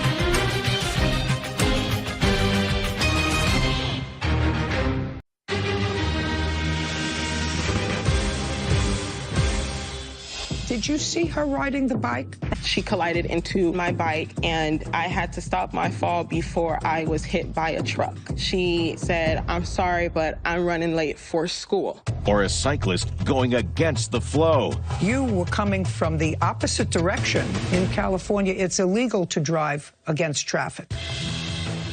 This is Judge Judy. Bicyclist Kalinda Watts is suing motorist Alyssa Mincher for running into her when Alyssa pulled out of a driveway. Judge, this is case number 116 on the calendar in the matter of Watts versus Mincher. Parties have been sworn in. Have a seat, ma'am. Miss Watts, this accident happened about 2 years ago. According to your complaint, you were riding a bicycle to a campus job that you had. Where do you go to school? I attended Chico State University. This incident happened on October 17th of 2018. Approximately what time? Around 7:51 a.m. So in the daylight? Yes. You were riding your bicycle, and it is your claim that the defendant hit you on the bike. You were injured, wore a knee brace, etc. The defendant says the accident was your fault. So let's try to figure it out, and then we'll try to figure out what took you 2 years to get here. You were riding in the street, correct, with traffic? Yes, yeah, well... You were traveling in the street. Your Honor. And were you traveling with traffic or against traffic? I was riding against traffic. At that time, I didn't know that I wasn't supposed to, and I was against. I don't care whether you knew it or not. Okay. Whether you knew it is not relevant. You live in California. This incident happened in California. In California, it's illegal to drive against traffic. You know that now. Yes, Your Honor. And you know that now because, according to, I think what I read, you did at some point consult an attorney. Yes, Your Honor. I did have an attorney, and he gave it to his assistant, which is my paralegal, who is with me today. You no longer have that attorney? No, Your Honor. Okay. And I would suggest to you that one of the reasons you don't have that attorney is because it's very difficult, unless you can show some extraordinary reason, like the defendant was intoxicated, high, texting, doing something that was grossly negligent, that when you're committing an act that is illegal under California law, which is driving against traffic, very hard to prove that somebody else is culpable for an accident. So now you're traveling against traffic. It's almost 8 o'clock in the morning. According to your complaint, you were coming up to a driveway, the driveway of an apartment complex. So riding to school in the bike path, I saw a car pulling out of the driveway. At first, I had stopped to make sure that she knew that I was riding my bike. She had made a stop, a complete stop, and while I was riding from her right, she was only looking towards the left side, not looking both ways. So I was trying to make eye contact with her while I was riding my bike, also trying to acknowledge her. I was waving, and I kept saying, hey, so she knew that I was approaching. And by the time that I was trying to pass her, she collided into my knee and my bike, and I had to stop my fall before I was hit by a truck. I could have been hit by a truck, correction, I'm sorry. So it sounds to me like she did everything right. She stopped. She came to a complete stop. She was looking to make a right-hand turn. Yes, Your Honor. She looked to her left to make sure that there were no cars coming to her left so that she could make a right-hand turn. You were coming from the opposite direction, riding the wrong way, and she didn't see you. If you stopped before the driveway, actually stopped before the driveway, you wouldn't have gotten hit. Am I getting something? Is something not registering with me? No, Your Honor. I was just trying to acknowledge her so she knew that I was coming towards the bike path. But clearly, because she doesn't look like a nut job, and she wasn't drunk at 7 o'clock or 8 o'clock in the morning, and she came to a full stop. So you're not suggesting to me, Miss Watts, that you tried to make contact with her. You actually did make contact with her so that she acknowledged that you were there and that you could go, and she accelerated anyway and hit you on purpose. You're not suggesting that to me. No, Your Honor. Well, what theory do you have that would suggest to me that she's responsible for this accident? Just because you were on a smaller bike? What's your theory? No, Your Honor. So you're not a lawyer. Yes, I am not. The only problem that I had was after she hit me, at that time, I was struck. I didn't know the protocol of, getting people's information or their insurance. All I asked was when after we collided, she looked at me and she said, I'm sorry, but I'm running late for school. And I told her that I was on my way to school as well, the same campus that we attend at the time.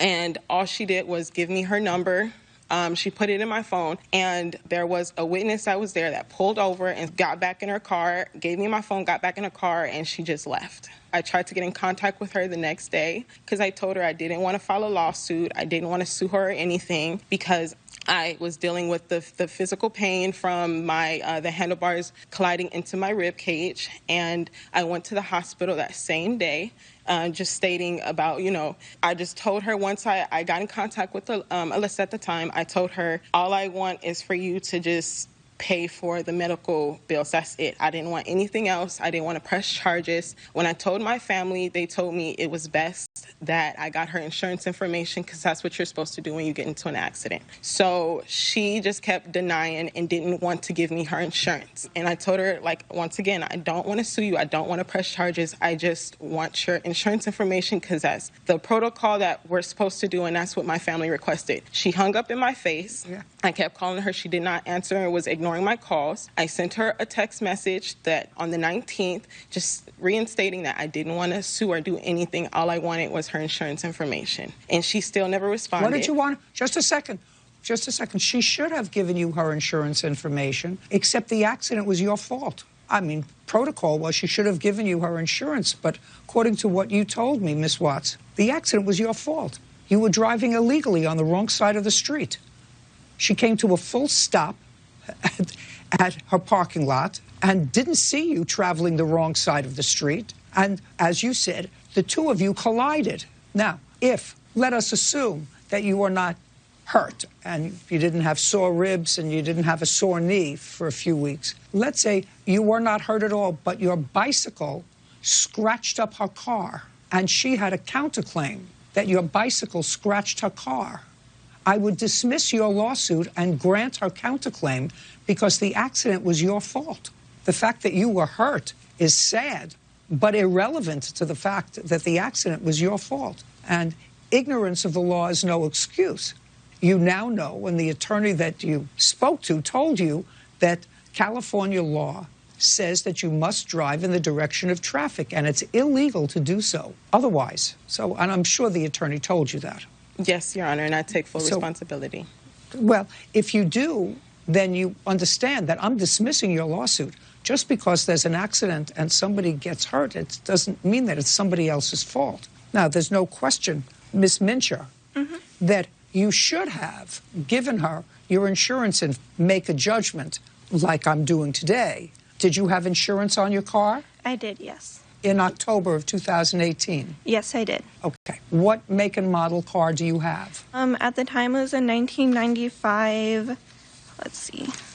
It was a 1995 Buick. It was a white vehicle. I'm not too sure what model it is. Okay, Miss Mincher.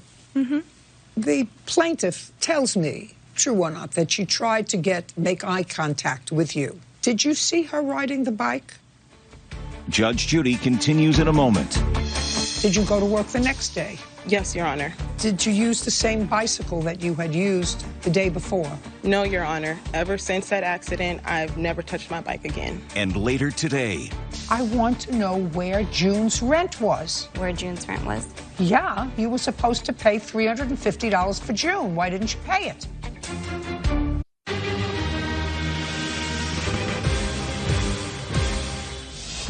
bicyclist Kalinda Watts says she was injured after motorist Alyssa Mincher collided with her when Alyssa pulled out of a driveway. Now, the plaintiff tells me, true or not, that she tried to make eye contact with you. Did you see her riding the bike before the accident occurred? I did not see her. Did you continue to your job that day? No, Your Honor. I sat in the parking lot waiting for my supervisor at the time to come pick me up, and she took me home. Did you go to work the next day? Yes, Your Honor. Okay. And did you use the same bicycle that you had used the day before? No, Your Honor. Ever since that accident, I've never touched my bike again. How did you get to your job? I started taking the local bus. Smart. Where is the bicycle? Where was it in October, November? Did you sell it? Give it away? No, Your Honor. I had left it parked at the apartment complex that I lived in at that time. You left it there, and you moved and left it there? Yes, but I ended up getting rid of it, yes, Your Honor. I didn't sell it. How did you get rid of it? Selling it for parts. I needed the finances, dealing with my own financial problems. So I just gave certain parts away. The tires, they were already flat from the accident, so I just threw what I could away that was left over. Okay. All right. Fine. Ms. Watts, I'm glad I could finally give you a little bit of closure. I know that you probably had a little bit of it through your attorney. No, you have the paralegal here. I don't need the paralegal. It's clear that not every in an award of damages, there has to be a demonstration that the person who was the cause of that accident. In this case, she was not the cause of the accident. You were. Unfortunately, you got hurt. But I'm glad you're better and moved on. So your case is dismissed and we're finished. Thank you. Thank you. This case is concluded. Parties are excused. Well, I take full responsibility of my actions. All I remember from it was I was about to turn. I saw a flash in front of me. Yes, I did go to the hospital. And I stopped immediately, and I know that it was her fault, but I felt really bad. I've dealt with depression, anxiety, PTSD from that. I went to counseling for a whole year just trying to process that. I immediately went out to try and help her up, and then she told me to get back into the parking lot, and I did so and continued to try and help her out. Still haven't ridden a bike after that, so it's still, a huge impact. I'm glad that we've gotten closure and I don't have to deal with this anymore. It's been 2 years. I take full responsibility of my actions, so, getting a resolution and just being able to have an understanding of, what went down. I'm just honored to even be here, so. And now, the next case. All parties in the matter of Keffer versus Aragon, step forward. 25-year-old Amber Aragon for unpaid rent after she broke their lease and moved in with her boyfriend. All right, Miss Aragon, I'm going to start with you. You and the plaintiff rented an apartment together. You had a lease on the apartment. It was just the two of you on the lease. So far, is that correct? Yes. And when did you sign that lease? I think it was the end of December. 2012? Yes, I believe so. Don't ask me. It's not a question. When did you sign the lease? January 1st, 2013. And it was a one-year lease? No, it was a 6-month lease. When did you move out? May 20th. So you moved out prior to the termination of the lease because, according to you, you couldn't afford to pay the rent anymore. Yes. Ms. Keffler was able to find somebody for the month of June to come in. She says that the person who she found to come in was prepared to pick up a portion of your rent for the month of June. So she was trying to limit your liability. And what she wants from you is your portion of the rent that was not covered by this roommate that she found on a short-term lease, which was $350, and a $50 late fee, because she said that you were really supposed to pay that rent to the rental office. You didn't, so she had to pay $400. Can I see the check for $400? Yes. Is there anything that you want to say to me, Miss Aragon? The $350, but Jenny was withholding a workers' comp check. I was involved in a bad car accident on April 30th. I expressed to Jenny, I came to her and told her that I was having financial difficulties because of the car accident. I heard that you were having financial difficulties. You still owe the $350. Exactly. By the way, the check here is just for $350, not a $50 late fee, so it's $350. Exactly. So did you move out? I moved out on May 20th. Did you pay the $350? I did not, because she was withholding my workers' comp check. I had no money. I had no... Just a second. How could she be withholding it if you moved out in May? Well, I have that it was issued June 13th, and then it had to be reissued again because I had to put a void on the check. So. I want to know where June's rent was. Where June's rent was? Yeah, you were supposed to pay $350 for June. Why didn't you pay it? Judge Judy continues in a moment. Why are you still living there? The new roommate and I renewed our lease. Then you owe her the security deposit. She forfeited it. No, she didn't. No, dear. You are incorrect. Real cases, real people. Judge Judy. Jenny Keffer says her ex-roommate, Amber Aragon, broke their lease. Amber is countersuing for the return of her security deposit. $350. I did not, because she was withholding my workers' comp check. Your workman's comp check wasn't issued until June 13th. Rent is due the 1st of the month. And I'm asking you, do you have any reason, just reason, why you didn't pay on the 1st of June the $350? Because I didn't have the financial means. That's the answer. It's not because she was withholding your mail. But Because the check wasn't issued until after the rent was due, right? I understand, yes. Okay, so that's part of your counterclaim. But the reason you didn't pay her is not because she was withholding your mail. The reason you didn't pay her is because you say you didn't have the money, right? Well, because she was withholding the check. It was just reissued after the fact. On what date did she say, I'm withholding your check until you pay me my money? Can I? Look, give me the date. On June 8th. That's the 8th. And when is rent due? On the 1st. On the 1st. So you didn't pay June's rent. But you skipped out on June's rent. And when you skipped out on June's rent, where did you go? I went to... Where did you go to live? At my boyfriend's Right. apartment. You went to live with your boyfriend. So you owe her $350. Now, the only issue that I have with you actually, her counterclaim, the rest of the stuff is nonsense. Does she have a security deposit with you? Well, it rolled over. She forfeited the security deposit when she signed her name off. Forfeited her security deposit when she signed her name off the lease? Yes. I'd like to see it. This is her signing her name off the lease. I just want to see that it says she forfeits her security deposit.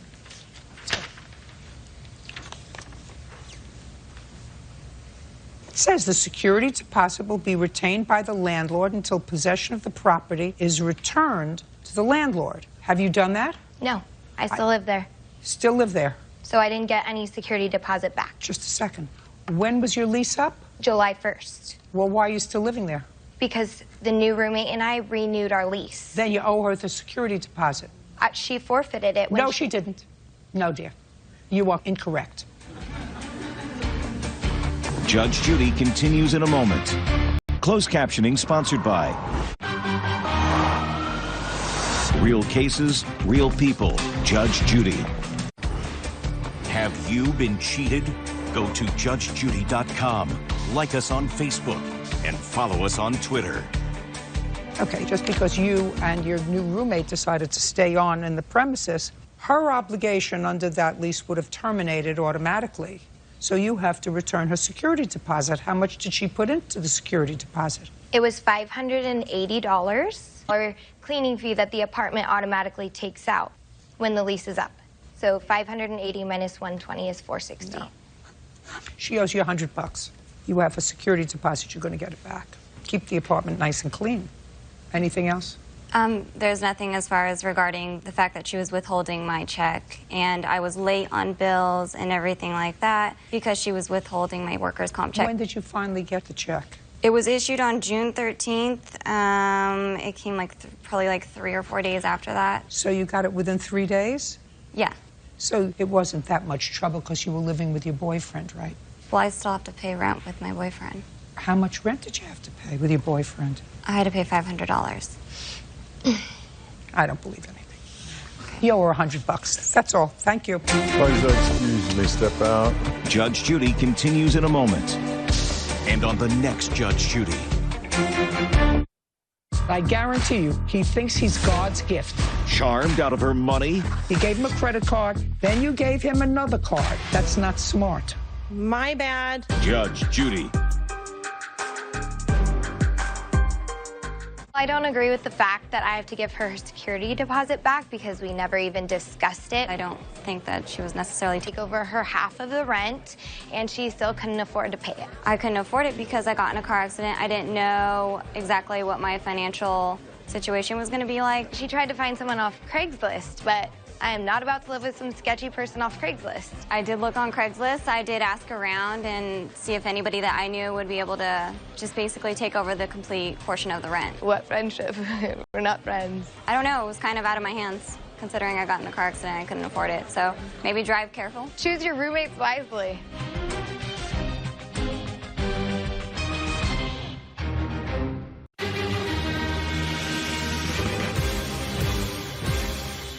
Divorced parents relive their breakup. Which, if any, of the children came with you? The 2 youngest ones. No, all the children stay with me.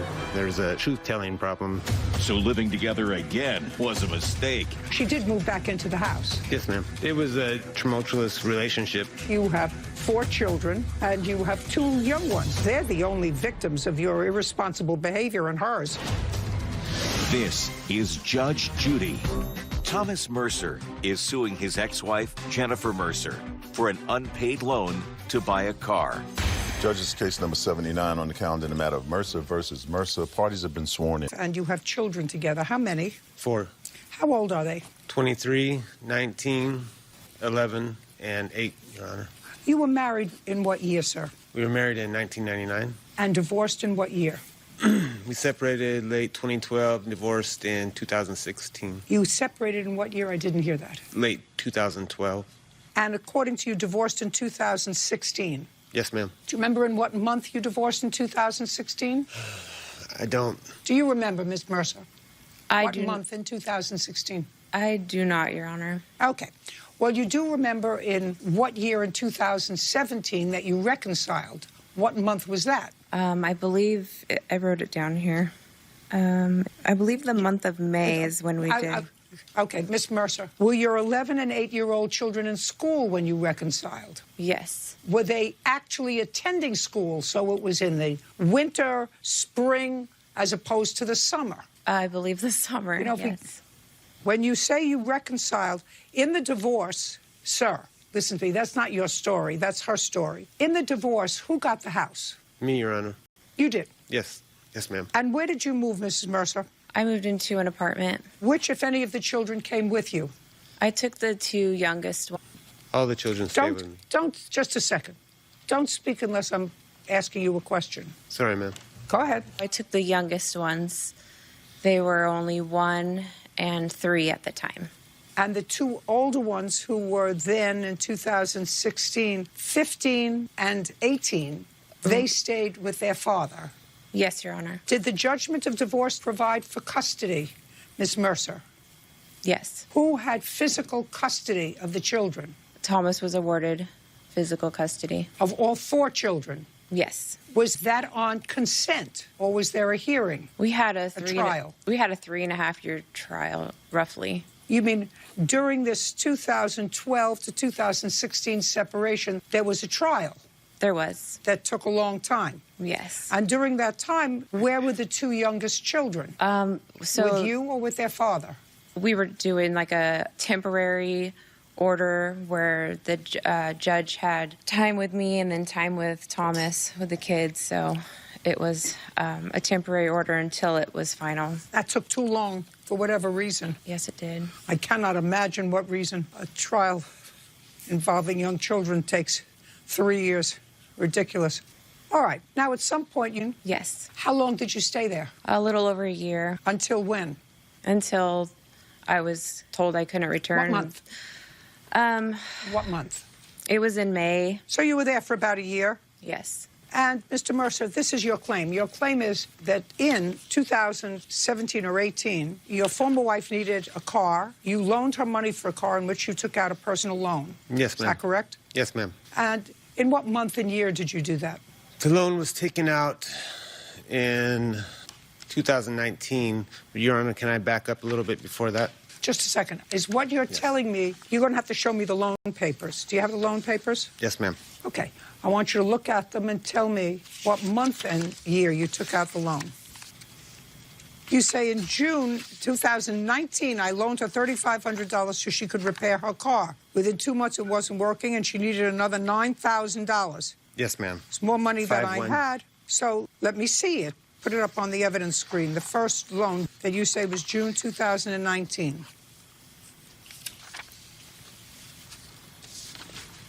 So in May 2019, which according to your former wife is the year after she moved out, because she did move back into 17 to 2018. No, Your Honor, she lived in the house until recently. Until recently? Yes, ma'am. Is that what you're telling me? Yes, I ma'am. want to make certain. So she moved into the house in 2017, and she moved out recently in 2020. Yes, ma'am. And during that time, she lived together with you and the 4 children. Yes, ma'am. It was off and on again, Your Honor. She came to me in 2017 saying she needed somewhere to stay. So we weren't necessarily reconciling at that time.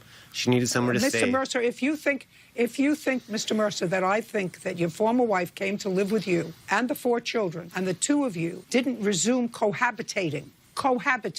Do you know what I'm referring to? Yes, living together. This is a PG show. Yes. Yes. Initially, if you think that I think we did, but not initially. She needed somewhere to stay. She was in a bad relationship, Your Honor, and she needed to leave that house. So she came and lived with me. That's all right. At some point, it transitioned. Yeah, at some point it transitioned. Yes, ma'am. At some point it transitioned into back living as a family. Yes, ma'am. With your 4 children. Yes, ma'am. It was on and off She again. lived there until Mr. Mercer. And, sir, at some point, you say in 2020, she moved. Got to get your story straight, folks. That's what Do you understand? It's off and on, Your Honor. You got to get your story straight. Yeah, I understand that. That's the problem. And at one point, when it was on, you took out a loan. Now, she says one of the reasons you took out a big loan is because you made some repairs to the house with some of that money. I don't really care whether you made repairs to the house or whether she bought a car. You were living together as a family with your 4 children. Your Honor, no, it wasn't. It was a tumultuous relationship, and I don't even...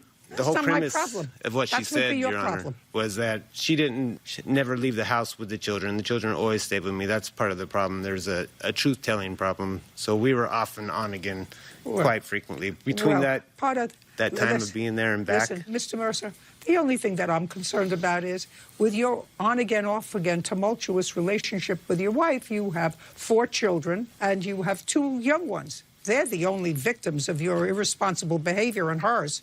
I agree, Your Honor. They're the only yo-yos. Sometimes they have a mother in the house. Sometimes they don't have a mother in the house. Judge did a long hearing. You got custody of the 4 children. She took the 2 little ones, she says, to live with her early on. Then she came back. And at some point, you bought a car while she was living there in Mr. Mercer. You're not getting any money from her. I'm trying to tell you, initially she had a car that was having problems. I had loaned her $3,500 for that car to be repaired first.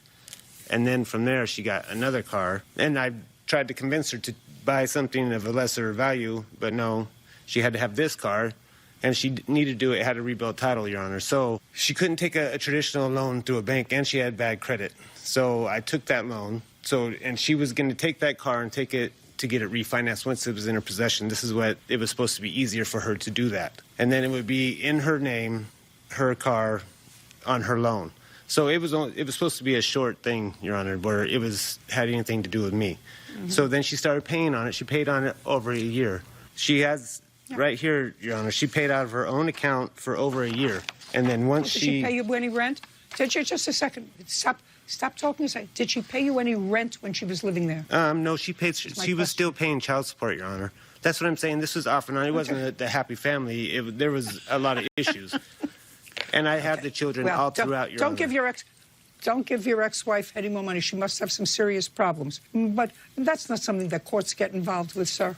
Well, it shouldn't be my responsibility, Your Honor. Yeah, because it is your responsibility. You took out the loan. And you took out the loan. You also were the one who had sex together. This is not something that courts deal with. Your case is dismissed. Goodbye. All this time. Thank you. Case is over. This case is completed. Parties are excused. No, I think it's ridiculous. I'm very thankful with the results that Judge Judy was able to see through my ex-husband. I'm being the responsible one, so now once again I'm eating it. It's a long, long battle I dealt with for many, many years. Yeah, I was silly. I shouldn't have let her back in.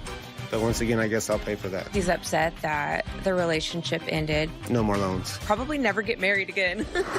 All parties in the matter of Sarkisian versus Zamora.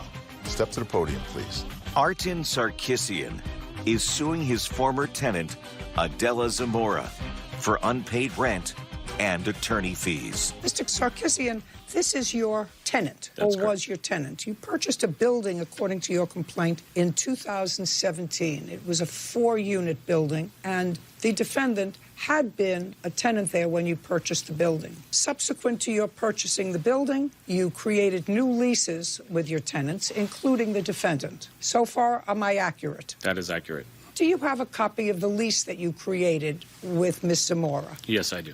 I'd like to see it, please. So here's page 1.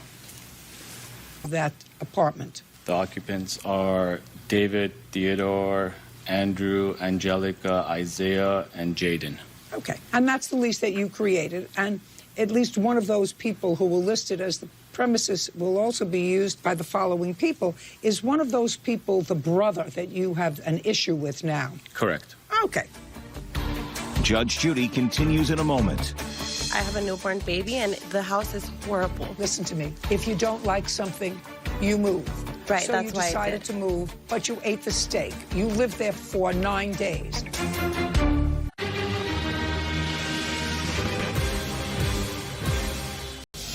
Artin Sarkissian says former tenant Adela Zamora moved out owing for rent. Adela is countersuing for poor living conditions and harassment. Okay, so now this is what the case is about. Several years later, in October or perhaps before October, when you were on a month-to-month basis with the defendant, she gave you notice that she was going to be moving out on October the 9th. She paid her September's rent. She moved out on October 9th. Part of your lawsuit is for the 9 days that she lived there that she did not pay rent, and to $558 if you're successful. Ms. Zamora, did you, in fact, live in the apartment for 9 days in October? I did, yes. Did you pay him for the 9 days in October? I did not, but my rent was due on the 10th every month. Well, I don't care when it was due. It was beginning October 1st, so it may have been your last day to pay, October 10th. Yes. So you owe him the $558 I believe I don't for the owe 9 him days it that you... because of the situation that the house is in. I have a newborn baby, and the house is horrible. I don't... Listen to me. Okay. Listen to me.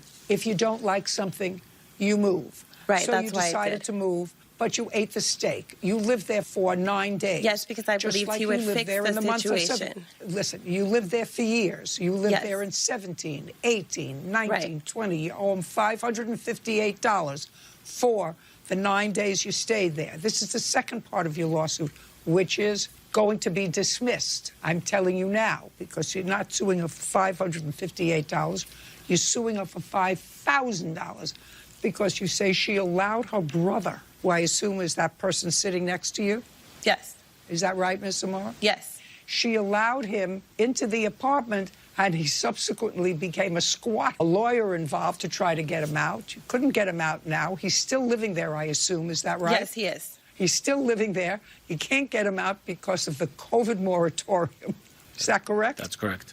And you want to put her on the line for that because she let him move in. No, you let him move in, sir, Well, because you put him on your lease. But yes, Your Honor, I have text messages proving that they did move out in April of this year, and then Ms. Zamora had kicked them out because That was my other brother, actually. they wouldn't pay rent.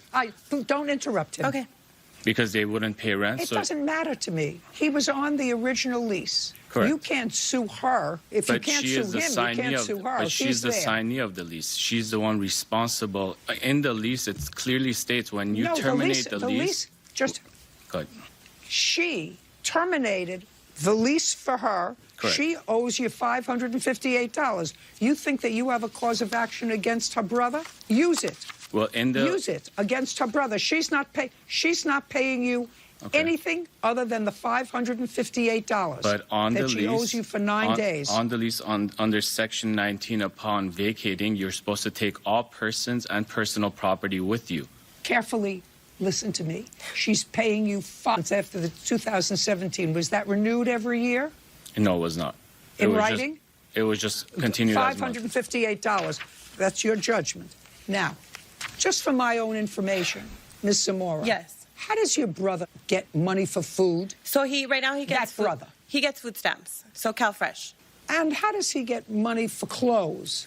He was working, but since the pandemic, they cut his hours at work. So he was working. Who was he working? Just a second.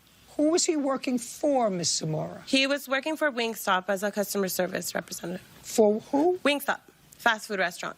Was he working in the store? He was working in the store. From an office? In the store. And when you say they cut his hours, from what to what? So he was getting 40 hours. They cut him maybe to like 20 to 25 a week. And he's paid by check? He's paid by check, yes. Bi-weekly. Does he have any other dependents? He does. He has his son and his wife. Where is his wife? His wife is at the residence that we're here about. And what does his wife do for a living? She does not work. Why? Right now, because she has to take care of a 3-year-old kid and she's pregnant. Judge Judy continues in a moment. This is a terrible, terrible time. And the government really wanted to protect people who had lost their job, to pay something towards your rent. Real cases, real people. Judge Judy.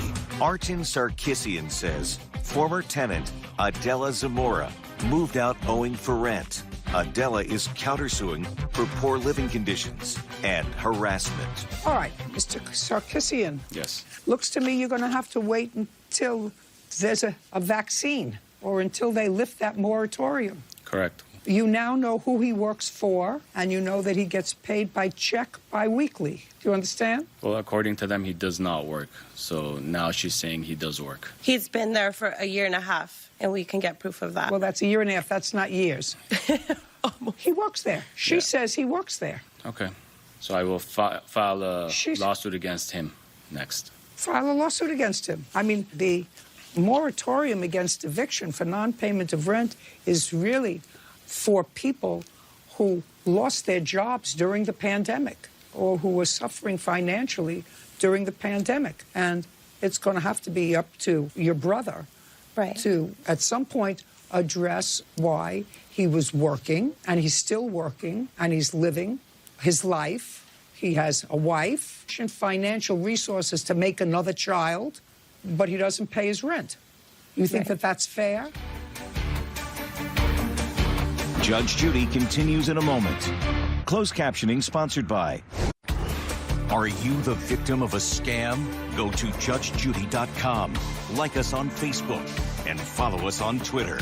Now, it's going to have to be up to your brother. He has a wife. He has a child. He thought he had sufficient financial resources to make another child, but he doesn't pay his rent. You think that that's fair?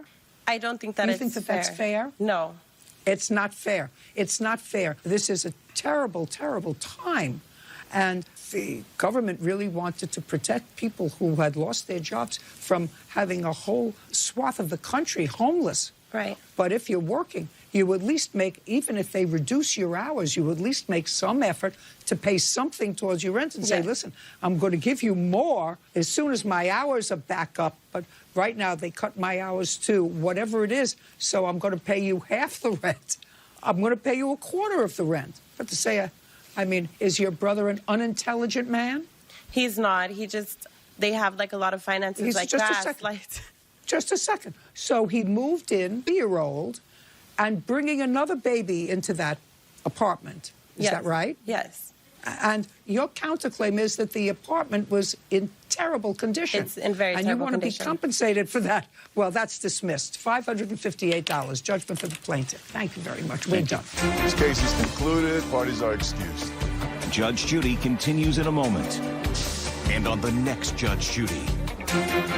We got into a disagreement and an argument over my boyfriend, the fact that they didn't like him and they didn't want him over anymore. Did he ever do in your apartment anything unlawful?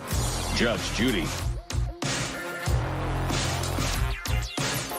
Looks like I'll be having to go after the brother next. The police got involved because he was saying that they were trespassing, which was very incorrect. So I went there with my contractor to change the locks, and they wouldn't get out. So when the police came, they said, this is an eviction case. He was not trespassing. He was on the lease since 2017. She would call me, and then 5 minutes later, call the health department. I never wanted her kicked out. The health department, okay, there was molding in the house, no heating in the house. There was an infestation of rodents. It's time to go back to court. I'm just done.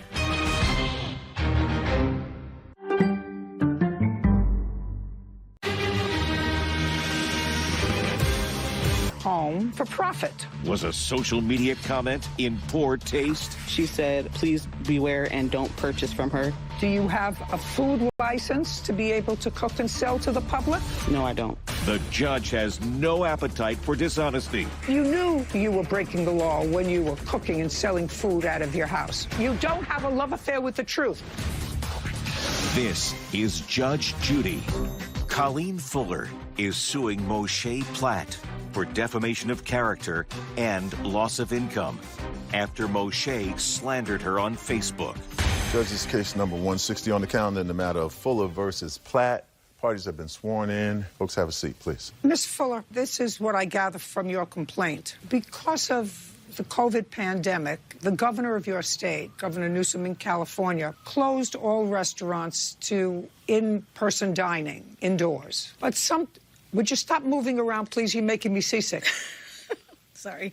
And you belong to some sort of a food group. You posted, according to you, on your Facebook page, a statement, which I will look at. According to you, the statement indicated that you were going to be sort of a vigilante, and if you knew anyone who was breaking the rule and allowing for indoor... Correct. Tell me exactly what you posted on your Facebook page. Read it to me. Okay. It says, if I see any inside dining open, I'm calling OSHA, ABC, whoever I need to, point blank, period. Okay, and that's all you said? Yes. As a result of that, the defendant, who you knew, you say called you. She called me at my job. She didn't call my phone directly. That's not true. Well, just a second. Hold on a second. How would somebody that doesn't know you know where you work? Because she's friends with my employer's daughter. And she called my employer's daughter and got the phone number that way. Are you telling me that prior to receiving a call from her, you didn't know who she was? I knew who she was, but when she called, Okay. that was the first conversation I've ever had with her in my life. I'm not asking you whether that's the first conversation. You knew who she was. Yes. Had you ever seen her before? Yes. Where had you seen her before? I seen her one time at Food for Less. And what was the defendant doing there? Shopping. So you were just two strangers shopping? Yes. Did you exchange any word, like a hello? She did with my employer. You mean you were just standing there? Yes, I was loading groceries onto the belt to be rang up. So aside from that one employer, you had never seen her before or after? No. Did your employer introduce you to her? No. So she didn't know your name? She did know my name. Wow. Because my sister... Just a second. Okay, sorry. Just explain to me. I'm not getting... These are not two strangers that she called you up. I'm trying to get to the truth of it. You're making it difficult for me. Okay, well, she knows who I am, and I know who she is because our sisters used to be best friends about 15 years ago. So according to you, that's the way you know her. Your sisters used to be best friends. Yes. Had you seen her 15 years ago? No. If your sisters were best friends? No. Never saw her? No, I didn't never live with my spoke to sister her? when growing up. I didn't live with my sister growing up. How do you know your sister was best friends with her sister? Because I was around her sister. When she would hang out with my sister and sometimes I would be visiting with her, she would be there. Her sister? Yes. So that there is a connection. I'm just trying to figure out how a person, because she's in the restaurant business. Right. And she, according to you, called you, you say, at your place of employment. Yes. And threatened you about this post that you put up on your Facebook page that you're going to report anybody that you see violating the rule about whatever media outlet will listen, whatever governmental agency will listen. Yes. Subsequent to that phone call, which I'm sure was unpleasant, you decided to do some sort of a fundraiser. And your fundraiser was for whose benefit? For my brother. Why? Because he has schizophrenia and he also has a substance abuse problem, and I was trying to raise money to get him into treatment. Is that what you wrote in your fundraising advertising? No, I didn't. I really didn't want to put his business out there like that. So what did you say? I have the poster right here, what I had, if you would like me to read it to you. Sure. Okay. It says, all homemade, delicious chili beans and white rice and cornbread and fried chicken. Can also put crackers if you'd like. Nice size servings and $10 a plate or 2 for $15. I can also deliver for free. And then I posted pictures. Just a second. It doesn't say that you're doing it for anything other than yourself. It doesn't say anything about fundraiser. It doesn't say anything, but that's what it was for. I don't care what you're telling me now it was for, because I believe that that's probably a whole lot of baloney. So what you were doing is you were cooking out of your home for commercial sale for profit. That's what you were advertising. $10 a plate was. According to you, you had lots of orders and you made $300 and people would come to your house and pick up the food. Is that what the idea was? Yes. I was delivering, actually. Okay. You made about, according to you, about $300 when the defendant posted on her Facebook page what you consider a defamatory statement. Yes. About what you were doing, making and selling food for profit out of your home. And you want to tell me what she said about you, because that's the basis of your lawsuit. Right. What did she say? Would you like me to read the whole post or just the part that the whole thing? Yeah, is it very long? This is only a half-hour program. Okay, I'll just read you this part. So she said, someone has a very serious health issue that can kill with one drop of blood, so please beware and don't purchase from her. And she posted pictures of my comment and my post that I made selling the food along with that statement. Okay, put it up so I can read the whole thing now. Now put it up on evidence.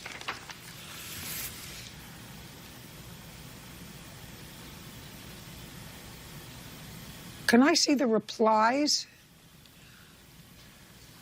I don't think I have the replies for that post. Just a second. Your name? My name is right here and right here. She posted pictures of my picture with my name right next to it with the stuff that I posted along with what she said. Yeah, I think you could probably put, but that says under replies. Oh. Is that what you posted, Miss Platt? Miss Platt? Yes, ma'am. Yes, I did write this. So no, I saw that you wrote it. I'm asking you, you posted, it says under replies, you posted. Yes, I did post, but underneath the replies, this is from Madeira to Go. Those where you see it says replies, that is from the Madeira to Go group page that we had. That's not the replies from the Madeira online garage sale. There was no replies coming from me. It was just other people replying that she was a hater, that she's a hypocrite for trying to call OSHA or whatever. I'm just saying, I don't know who posted that. If I may, ma'am? No. Okay. I'll get to you in a second. Okay.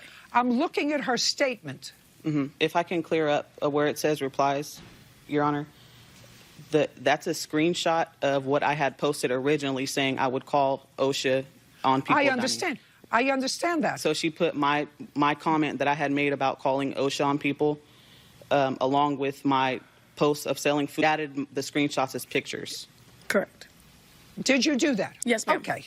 All right. I just want to make certain that there's a tie-in. Okay. So the only problem that she has is, just FYI, someone has a very serious health issue that can kill with a drop of blood, so please beware and don't purchase from her. Y'all be safe. So the someone that she's talking about, even though she posted your picture, you want me to tie the two in together, the someone, even though she doesn't mention your name. Yeah, well, it's kind of goes hand in hand. If you put my picture and saying this, and saying what she said, the person reading it would believe that she's talking about me. I could do that. Now, let's get back to you. Do you have a food license to be able to cook and sell to the public? No, I don't. Do you have a cottage license, which allows you to cook certain things in your house, that your house has been inspected? No, I don't. No, you don't. No. So that you were breaking the law when you were cooking and selling food out of your house during COVID. Yes. And you knew you were breaking the law when you were cooking and selling food out of your house with COVID. I want you to understand that I'm not buying the sick brother story. Put in an institution because he has schizophrenia and substance abuse. I wouldn't lie about that, Your Honor. Just a second. I'm not questioning whether your brother is sick. I'm questioning whether you paid for it from the food you were making. Well, he was put on a 5150 hold, so nobody paid for it. But what I'm saying is I couldn't even put him in a drug treatment program because everything I was doing was stopped. Let me tell you that you didn't use this $300 for your brother. That's what I'm saying to you. I don't believe that. And you're saying to me, well, that's true, but I would have if I could have, if they let me. But instead, I used the $300 for myself. What you were doing is for profit. I did not use it for myself. For profit, selling food out of your house without a license during COVID. Judge Judy continues in a moment.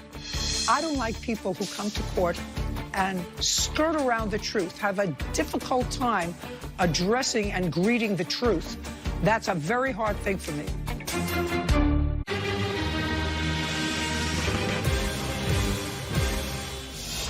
Colleen Fuller says Moshe Platt slandered her on Facebook, causing her to lose income and harassment. Now, who do you live with? Myself. Who do you work for? I work for in-home support services. So you see different people all the time? No, I just have one client. Or you stay with one. You have the same client now? Yes, I've had for 8 years. As part of your work responsibility, just so that I know, how often are you COVID tested? I get tested once every 2 weeks. Okay, now, I'm going to turn to you for a second. So I get the gist of it. What your countersuit is, which is ridiculous, which I'm not even entertaining, you say because she posted that post about in-room dining, I was forced to temporarily close my business, and people threaten me on social media. Whatever she said, if somebody threatened you, then they're an idiot, because she didn't name you, according to what she read to me. Okay, so... Unless you're telling me, just a second. Okay. Did she write anything specific about you on her Facebook page? Yes, ma'am. Okay, I'd like to see what she specifically wrote about you. Okay, so, because I know you have 30 minutes to do the show, I was sleeping and I woke up to a text message with a screenshot saying that, hey, are you okay, cousin? And I was like, yes. And I said, why? Just, hey. Yes, ma'am. Something, not speak. Okay. I said, show me what she said about you. Right there, ma'am. It says Brianne Fuller, which I'm also assuming that it's her other account because I didn't speak to anyone else. So why? Just a second. I want you to show me her original post. This is the... I don't care about that. That is the original post. She said she spoke to that black Moshe Robinson, and she called and said about... I don't care. I don't care. Okay, I don't not care a problem. about that. That's nonsense. And then That's I have nonsense. text messages as well. That's a nonsense. I do have text messages if you want proof of that as well. Shh. Just a second. I'm dismissing the part of your complaint that has to do with defamation. There's no defamation. It's just nasty speak. Okay. Now, the other part of your counterclaim, which I'm going to get rid of, is for harassment for $2,000. I want you to pick the worst text message she sent to you. The worst. Pick the worst text message she sent to you. So this is the text messages. Don't speak. Don't speak. Just put it up on the evidence board. Okay, here is... She was using my uncle's stuff, so... Sorry. There's like a long list of them. No, would you do me a favor? I said to you, pay attention. Okay. And I have another one. Would you like to see them? Sure. Okay. Show me the other one. And then Show me the other one. That's not a threat. This one right here is from my uncle's cell phone, which she called me from, which I have the screenshots of that as well. Watch the turnout. And I said, is that a threat to me? And that one here. And then on social media, Also she nothing. said she was going to slap me. It's right there in... Okay. Very good. Very good. Your counterclaim is dismissed. Now let's get back to what we're really talking about. You're going to explain to me, if you wrote, she has a disease that if people came in contact with even one drop of her blood, it could kill them. What did you write? Just what it says there. It says someone. It says someone. It does not say her because I didn't want to put my family member on blast because they do live together. That is the reason why I said someone. Are you telling me that the person, because in your answer says it's your uncle? Yes. Lives with her? Yes. Now? Yes. When I had spoken to him on the phone, I said, do you know a Colleen Fuller? And she's carrying his last name, okay? So I said, do you know her? And his reply was, yes, I know. It was like, well, we're not together anymore, but she does live here with me. That's a lie. That is very correct. I have no reason to lie. Just a second.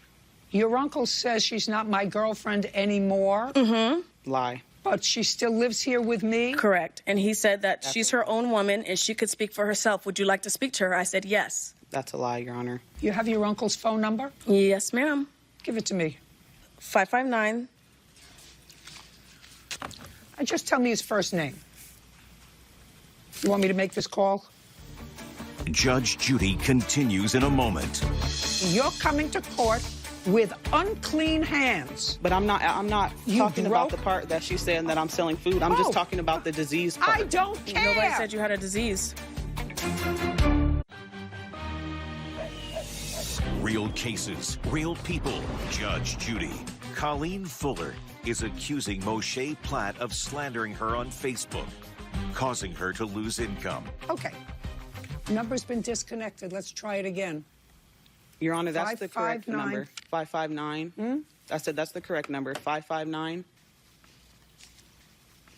is his phone number. Okay. So you know her uncle? He's my employer. I've been working for him through in-home support for 8 years. But I've never... Now I got it. If you could please make that call, he can clear everything up.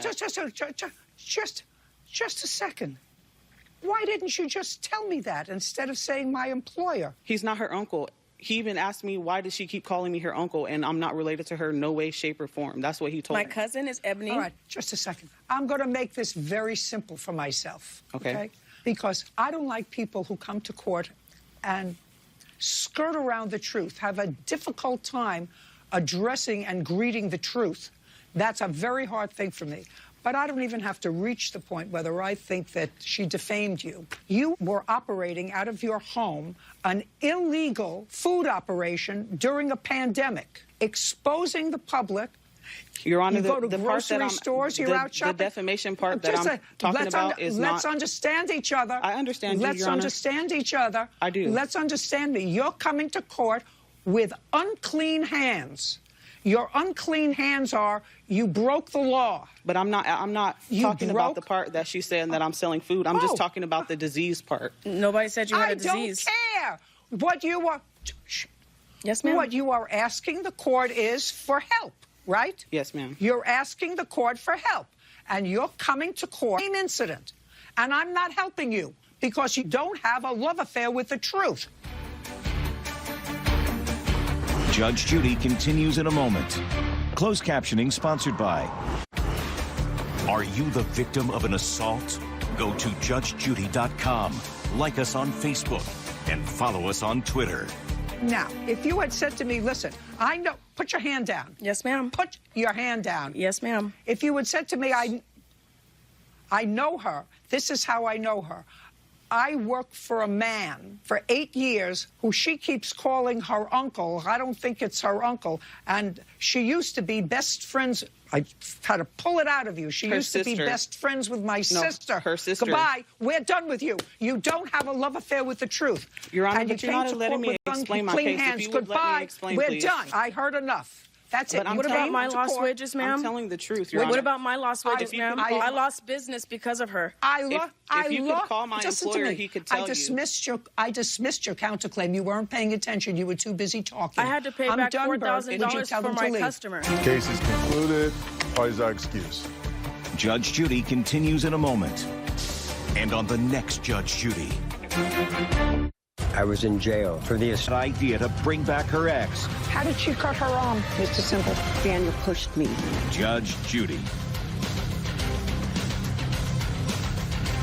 The comment that I had posted on Facebook, she took personally. It was nothing directed towards her. She came for me and she came for. It wasn't directed towards her because she doesn't have inside dining. Someone as a fraud like her who could sit there and point the finger, but you're doing the most. I just hope she doesn't defame anybody else and get sued again. She got what she deserves.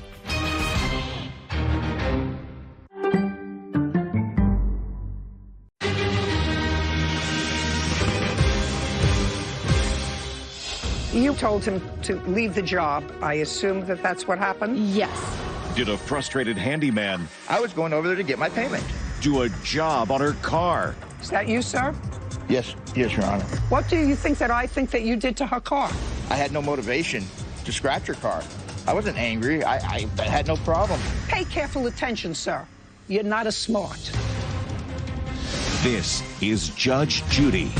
Kimberly Page is suing her neighbor, Daniel Bazugaloff, for damage to her sliding door, damage to her car, and punitive damages for vandalism.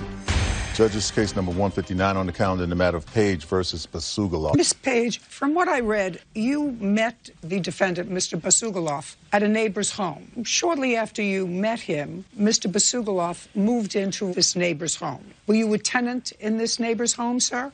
Yes, Your Honor. Okay. Are you still there? Yes, Your Honor. And during the course of discussions, you indicated that when your house was built, the sliding doors in your house were put in backwards. Yes. Which was an issue for you.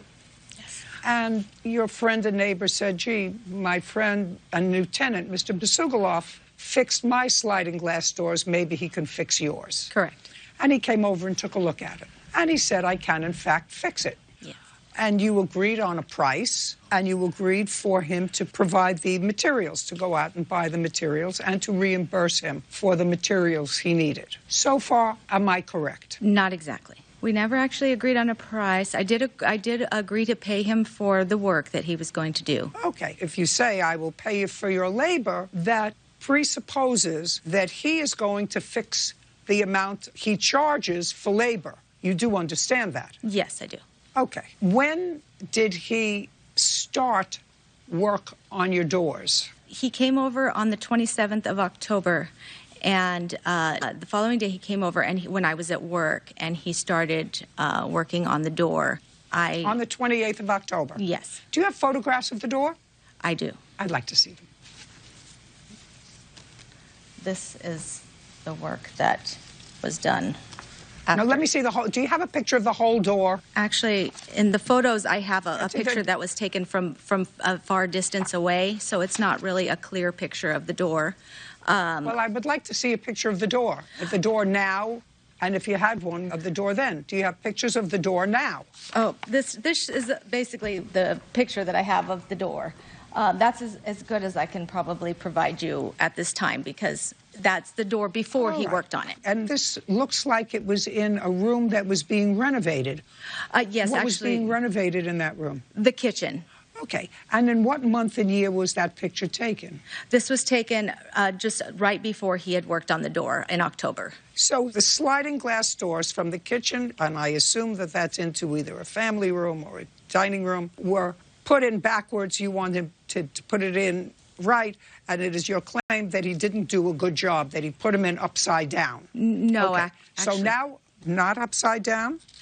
How did he put them in wrong? Because he said that the door wasn't lining up with the frame the way he had put it in, but what he needed to do was turn it around, and it lined up perfectly when I did it. But he had already cut the frame when I was at work with a cutting tool and made.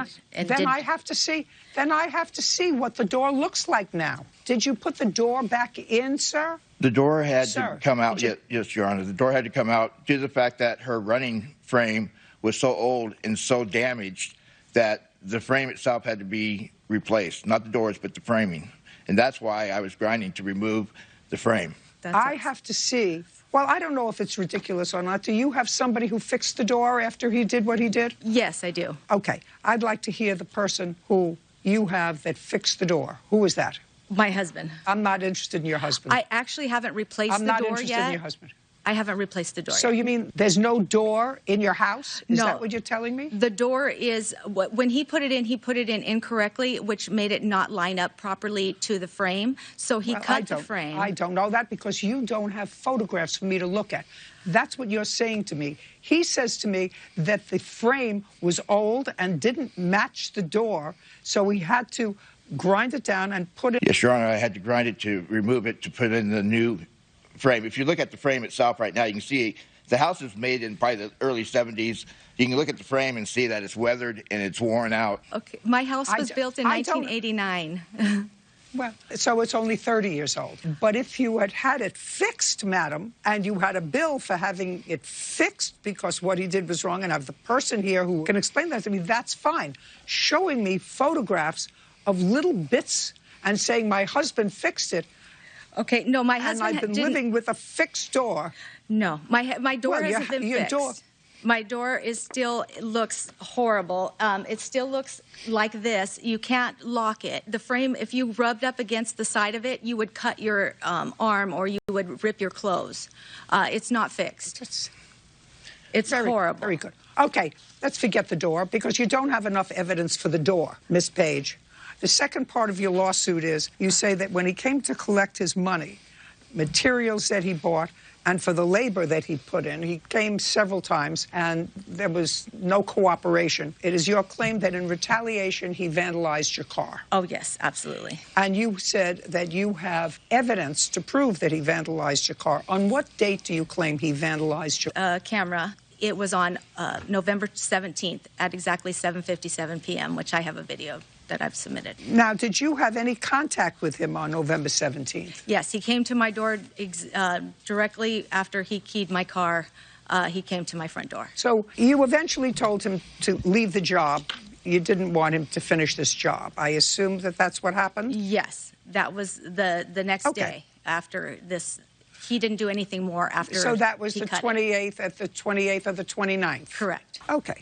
And he came to your door on the 17th. What exactly did he say to you? He said, if I would have let him finish the job, it would have been painted and everything would have been great. But of course, I did not let him do that because I was very unhappy with the fact that he cut the frame without my knowledge when I was at work, and I had no idea he had done that. I would never have let him cut the frame. Well, that calls for him to know the operation of your mind. You told him to fix the door. All he was supposed to do was turn it over and to put it on the other track. Good.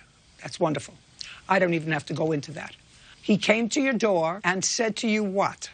That if I would have let him finish his project, I would have been happy with it. It would have been fine. Said to him that I would pay him $20 for the rollers that he had purchased, but that was all I was going to pay for. And what did he say? I said, and actually also what I said was that after he left, I turned the door the correct way and everything lined up perfectly. There was no need to actually cut the frame, is basically what I told him. So he came to the house looking for payment for the equipment that he bought and for the work that he did. And you said all you had to do was turn around. I'll pay you $20 for the rollers because you did, in fact, use the rollers. Yes. Right? Yes. So he came to the door and he asked for the money. You told him, I'll pay you for the rollers. That's all I'm paying you for. And you say it's before he actually came to the door that he keyed your car, not afterwards. Yes, I'm assuming that he had Don't heard... assume. Don't assume. Okay. Just a second. Do not assume anything. Just the facts as you saw them, heard them, smelled them, tasted them. He came to the door. He came to the door. But according to the surveillance that you're going to show me, he keyed your car first. Yes. And that was on November 17th at 7:57 p.m. Correct. Or you acknowledge that you went to the plaintiff's home to ask for your money on November 17th on or about between 7:30 and 8 o'clock. Absolutely. I had no motivation to do anything bad because I thought I was going there to get my money. Just a second. Just a second. You acknowledge that you went to the plaintiff's house between 7:30 and 8 o'clock on November 17th. Is Yes, Your question. Honor. The answer is yes. Okay. And were you aware that the plaintiff had surveillance cameras? Yes, ma'am. Now I'll see the footage.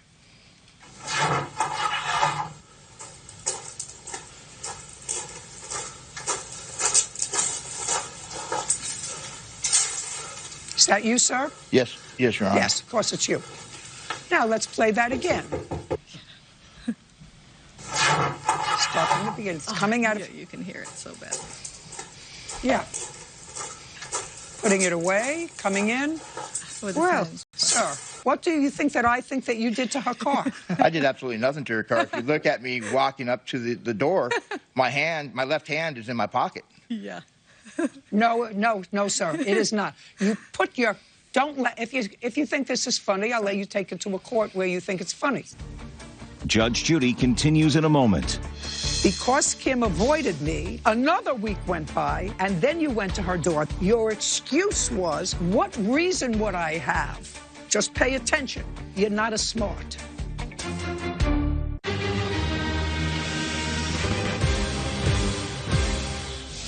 Kimberly Page is accusing neighbor Daniel Bazugalov of damaging her sliding door and vandalizing her car. Daniel is countersuing for materials and labor costs. Okay, you walked out of your house. You live across the street, is that right? That is correct, but I actually pulled my Suburban into her driveway that night. Just a second. I didn't see that, sir. I saw you crossing the street. I heard a screeching sound. Listen to what I heard. I heard a screeching sound and you walking around. putting back into your pocket something, and then walking in the door. I want you to look at it carefully again, sir. I disagree completely. It's such a tight walk there between the bushes and the car. Just watch it again.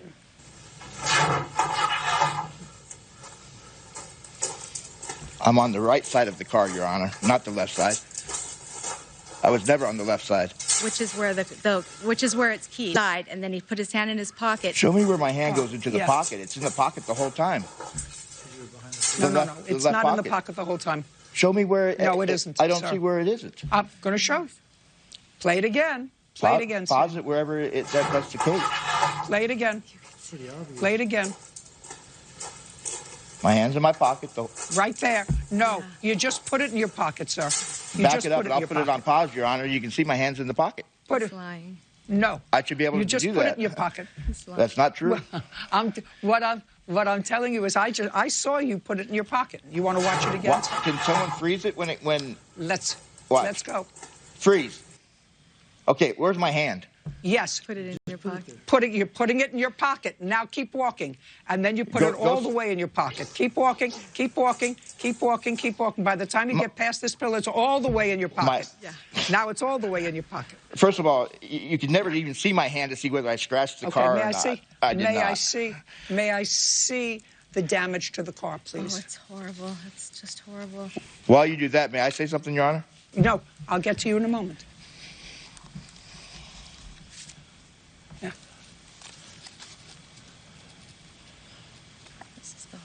Okay. It's a very long scratch. Yeah. I don't remember. $1,400 in damage. Don't answer him. I'm sorry. When did you park the car? Did you park the car on the 17th or the 16th? The 17th. I went to work that day, and I came home, and he came to my home. When you came home, and there was no damage on your car? No. Is that? Yes. Then the next morning. When did you notice? The next morning when I went to go to work. And I gave him the $20. Did you? I didn't know that he had keyed my car yet. Or obviously, I wouldn't have paid him anything. But I didn't know that there was any damage until the next morning. Okay. May I see the estimate to fix the scratch? Sure. While she's getting that, may I say something, Your Honor? No, not yet. This is dated the 30th of November. Have you had the car fixed? No, I have not. No. Okay, now, sir, now I'm listening. Okay, first of all, her estimate, she said, was November 30th, and this happened on the 13th or 14th. No. She waited a month to... 17th. If you answer him, I'm going to do you understand? Sorry. You said sorry. That's the fourth time you said sorry. Seems highly unusual. Go ahead. Seems highly unusual to me that if somebody scratched my car that bad, I knew who did it, what was going on, I would have got an estimate right away on it. I wouldn't have waited a month, almost a month, to get it. Who cares? Second of all, I had no motivation to scratch her car. I wasn't thinking I'm collecting money. So there was no reason. Now, if I would have scratched the door on the way out, that would have been different. Then I might have some motivation to do it. Now, just a second. Is that what? Just a second. Is that your response to me? See, I said I would listen to your response and then hear it and try to fit it into the facts. Is that your response? First, you say, don't speak. Now listen. This is what you swore to in your answer. For the next 2 weeks, I went to their home several times to talk to Kim and work things out. Their cars were in the driveway, but no one answered the door. Because Kim avoided me, I left a request for payment in the mailbox. That included an itemized list of materials and missing tools. And then you say, another week went by, and then you went to her door. What you just said to me, your excuse was, what reason would I have? Just pay attention. You're not as smart. Judge Judy continues in a moment. By the way, did you make a police report? I did file a police report, but I didn't have the video at the time. So they said they would press charges. Don't tell me what somebody else said. Real cases, real people. Judge Judy. Kimberly paged her sliding door while attempting to install it. She also claims Daniel vandalized her car. Okay, you just gave me your answer because you wanted to interrupt her a moment ago. And you said, what in the world would I scratch her car for when I was just going over to ask her for payment? We had previous conversation. You had been asking her for... We had previous conversation of that. I'm speaking. You had been asking her for 3 weeks for payment, and according to your answer, which you swore to, she was avoiding you. And you put notes in her mailbox. And then you let another week go by in the evening, and you went over again. So I'm just answering your question. You asked to speak twice when she was speaking. I just responded to your first answer. It's a commonality. What's next? What's next? Previously? What's next? The day previously. Just what's next? The day previously. Day previously, we had talked about the payment, and I went over to get the payment. That's what I did. I had no intentions of malice or anything. I thought I was getting paid, Your Honor. Good. By the way, did you make a police report? Yes. I'd like to see it. I did file a police report. The first time, it was just over the phone. They didn't come out. The second time, I did have them come out, but I didn't have the video at the time. So they said they would press charges. Tell me what somebody else said. The answer is, okay, yes. According to you, yes. You called. I called. On what date did you call the police? I called that same day that I saw the scratches, which is the 18th. And I have it on my calendar. Okay. And on what? Just answer my questions, would you please? Okay. Taking far longer than it has to. Did you file a claim with your insurance company? I did, and they had me get an estimate. No, just look up. And what's your deductible? My deductible is $300. Okay, so that they will, I assume, be sending you a check for the $1,400 estimate less your $300 deductible. Correct. If I file, yes, right. They put a hold on the claim until I told them to, yes, go ahead and go through with it. Yes. I don't, yeah, blah, blah, blah, blah, blah, blah, blah, blah, blah. Judge Judy continues in a moment. Closed captioning sponsored by. Want justice? Go to judgejudy.com. Like us on Facebook and follow us on Twitter.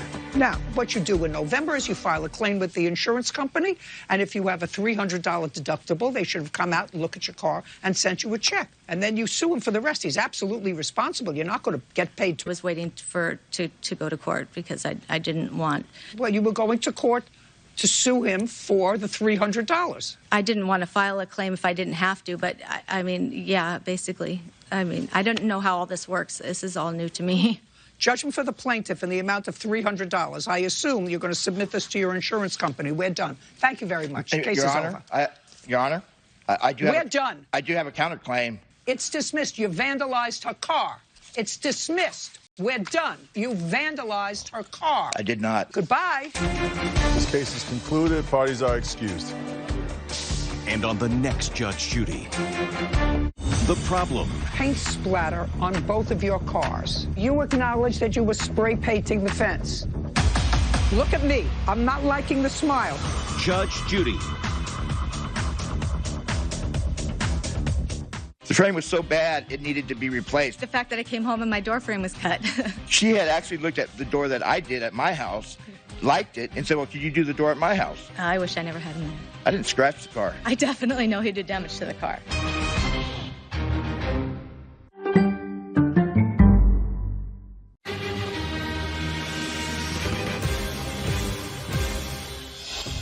Willing and able to do this job. But a homeowner. When did you get back to him? Wasn't on the same page. I told him at this point I wanted to cancel. You canceled the night before. That's correct, Your Honor. Mr. Stetler. Yes, Your Honor. Your responses to me are flaky. No, I don't understand. Flaky.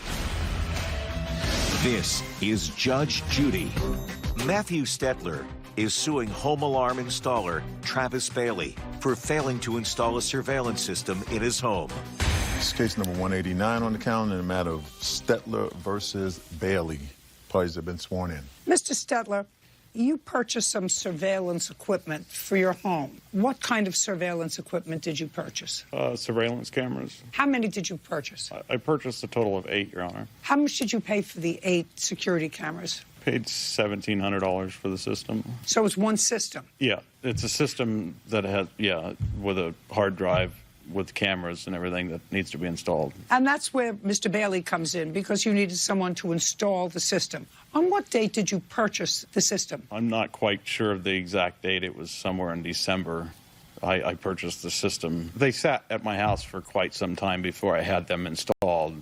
Or it looked at getting them installed. Okay, no, so you yes. purchased... That's correct, Your Honor. So you purchased them in December of 2019, and they did nothing. Sometime in June of 2020, some 6 months later, you contacted the defendant to install them. That's correct.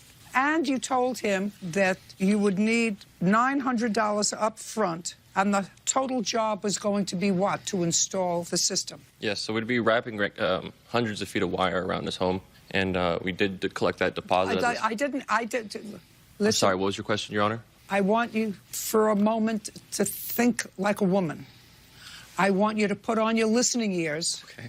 Put on your listening ears. I asked you a simple question, and the question was, what was the total cost of the job? That's a number. Just above $1,800. I believe it was $1,815. And on that date, on the 20th of June, he gave you a $900 deposit. Correct. And you told him that it would be about half a day's work to I don't install. believe it'd be half a day. I don't recall that exact statement. Well, how long do you think it would have taken you had you done the job? It would have probably been a full day. 1 day. Well, one man's full day is another man's half day. It depends upon how fast and how diligently you work. Correct. And he had the materials except for one piece. And the one piece that you said he you to explain to me what that is. At my age, I only want no information that involves getting me from one meal to the next. So I don't want to know what a router does. But with reference to this case, you bought the router, correct, according to you. Yes. For his system. Correct. And how much did you spend that you have a receipt for the router? It's after tax just over $150. Did you buy it? Yes. Where is it? It's probably still sitting in the office. I don't use equipment that's for jobs that didn't go in on that job, unless the client discloses that they don't need it or want it. Why didn't you bring it? It's part of your defense that you bought an item. You started working on it. You researched it, and you bought an item. So why didn't you bring it? Where do you come from? You come from across the country? No, Modesto. Things have been very hectic for our company during COVID. But you drove here. Correct. Why don't you just put it in the car? Is it very big, this router? Is it bigger than a bread box? Is it bigger than a coffin? No, what is it? Roughly this. How big is it? Show me with your hands. Roughly this big. And who else drove in the car with you? I had a friend join me. Great. Is your car a two-door car or a four-door car? Four-door. Good. So you had plenty of room in the back seat to put the router, if you want credit for the router. Anyway, you didn't get back to him for a while to let him know what date. Thing you said to him was, give me the $900, and I'm going to look in my book and get back to you and let you know what date I can come and do it. That is incorrect, Your Honor. That was, well, tell me what you said. You took the $900, and what date did you tell him that you were going to start work? So when we collected the deposit, the plaintiff gave me an option for 2 days he wanted to select for the install, and he would let me know which day. So I reserved 2 days on my calendar for him. Which 2 days did he tell you? I remember it was a Tuesday or a Thursday. I have it in my notes here if you may allow me to open them. Absolutely.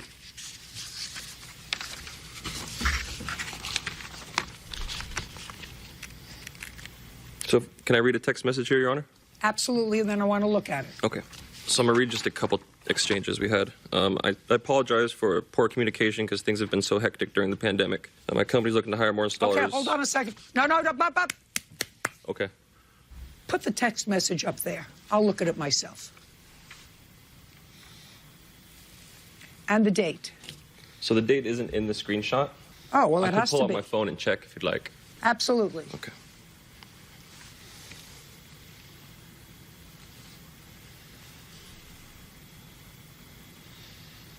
Okay, so in this exchange, you're apologizing to him. The text messages? No, it's been so hectic here. Started moving through the pandemic. The company is looking to hire more installers right now. More people are calling in than usual. I was just sharing unnecessary information, I just suppose. need to know what date. This was on June 20th. So this is my phone June here. 20th. I thought that June 20th was the date that you first saw him and collected the $900. I may be incorrect on my dates, Your Honor. I apologize. I do remember we met on Father's Day. I'm not exactly sure what date that was. Okay. I took some time for him for that. You have your dates down, Mr. Stetler? Yes, Your Honor, Okay, I do. great. He came to the house on what date? He came to my house on Sunday, the 20th. And you gave him $900 in a check. Yes, Your Honor. When was he supposed to start this job? I wanted him to come out on that following Tuesday and he told me he had to check with his installers to make sure that he was available to come out on that following Tuesday, and he would get back to me. And I have that on a text message as well. I'd like to see it. So this on June 20th, or I'm sorry, June 21st is when I show him that I spoke with my wife and wanted to have him come out on Tuesday. I'm sorry. I talked to my wife. If Tuesday would work, would be fine, just let me know. I'm also not going to worry about installing it. Could you address the balance when you finish? Yes or no problem. I'll knock it off the last half of the remaining balance. I haven't heard back from my guys yet. I'll let you know ASAP. So that was June 21st. On Sunday, correct. And he was responding back to me, letting me know that he still hadn't heard back from his guys. Yes, I read that. Well, when did he finally respond that he could install? What was the next exchange? My next exchange from him was on June 30th, Your Honor. Mr. Bailey, do you have any record that you let him know that you were either available or unavailable that Tuesday? I believe I do. May I look through my text messages again? Yes, I want you to look and see. Either I will be there or I won't be there on Tuesday. Checked with his wife. His wife said Tuesday is fine. You said, I haven't heard from my installers. I'll get back to you ASAP. I want to know when the ASAP was, because this case is about he wants the return of his deposit.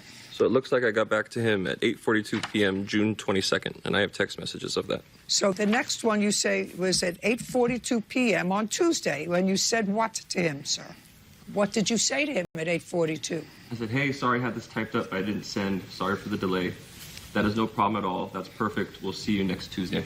No. Following Tuesday, as we originally saw, showing up early in the morning between 7 and 8. I'll put it on my schedule. Hey, this is Matt Stetler. I had to order the wall mount and monitor. It won't show up until next Thursday, so let's go ahead and schedule the install for the following Tuesday, as we originally discussed, showing up early in the morning between 7 and 8. I'll put it on my schedule. And you say that's no problem. Okay, so the following would be the 27th or the 28th. That's when you wanted him to schedule. That's okay, correct. because you didn't have the right mounting. That's correct. And then what happened? We didn't speak until I talked to him on the 20... So now it's supposed to be installed the following Tuesday. The following Is that right? Tuesday. That's correct. Following Tuesday, which would have been the 29th. The 29th, Your Honor, that's correct. Yes, and what happened on the 29th? So I got in touch with him that Monday, informing him that my wife was sick, or had got sick over the weekend, and Sunday she had to go in for surgery, and I was going to cancel the install for Tuesday, and that I would get back to him at a later date. So you canceled Yes, the night before. that's correct. You canceled the night before. That's correct. Because your wife had an emergency. That's correct. When did you get back to him? He got back to me on Tuesday, said that he got my text, that he was on a different job, and he would call me later. I had got wrapped up with business and other, and so I reached out to him on July 10th. Well, why didn't you call him, Mr. Stetler, and without waiting for him? Your wife had an emergency. You canceled with him the night before the job. That's correct. You canceled with him the night before the job, saying your wife had an emergency. That's correct. And I'll get back to you. And when was the next time you contacted him? No, I didn't say that I'd get back to him. I told him at this point I wanted to cancel, and it would probably take a few weeks to a month before I rescheduled the camera install. Yeah. And I put that in a text message. He had told me that he would get back to me. Yeah, Mr. Stetler. Yes, Your Mr. Stetler. Yes, Your Honor. You don't get your money back. Your responses to me are flaky. No, I don't understand. Flaky. Judge Judy continues in a moment. And later today. Did she give you $80 in cash? Yes. When you came out of the facility? Yes. Did you ever give her any money? No, but I've done a lot of things for her. I don't care. My question was, did you ever give her any money?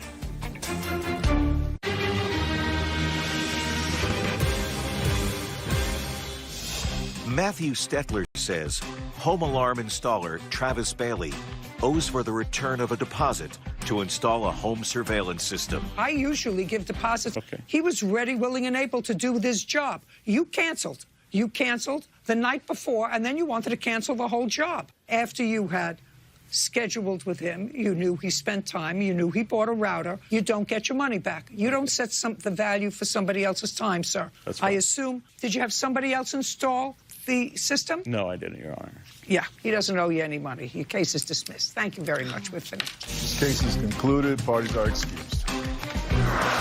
It's still open. I mean, he's one of the best guys in town, so I'm not saying that... Well, I'm more than happy to do the job for him still. I'd be more than happy to do that for him. It's not open. It's open for discussion, so... I'd like to make him secure. That's what we do. I'm glad it's settled.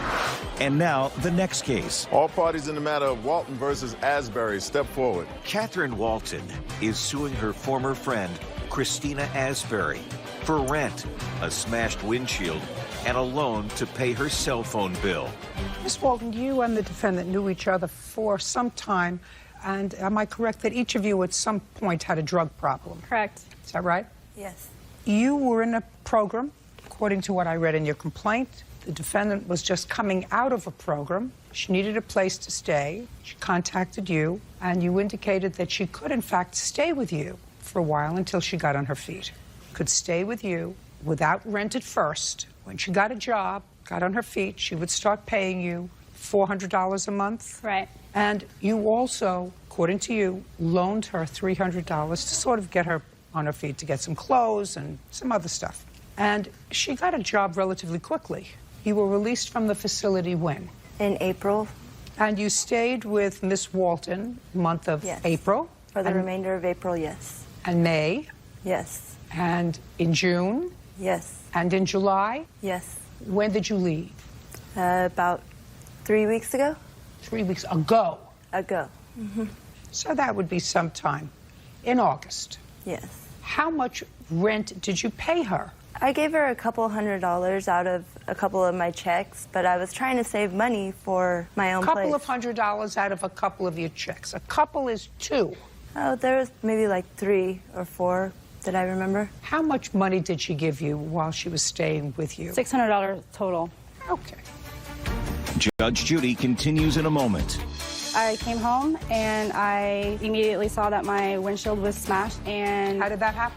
I found out who it was, why he broke out her window. I have no clue. I wasn't there. Name?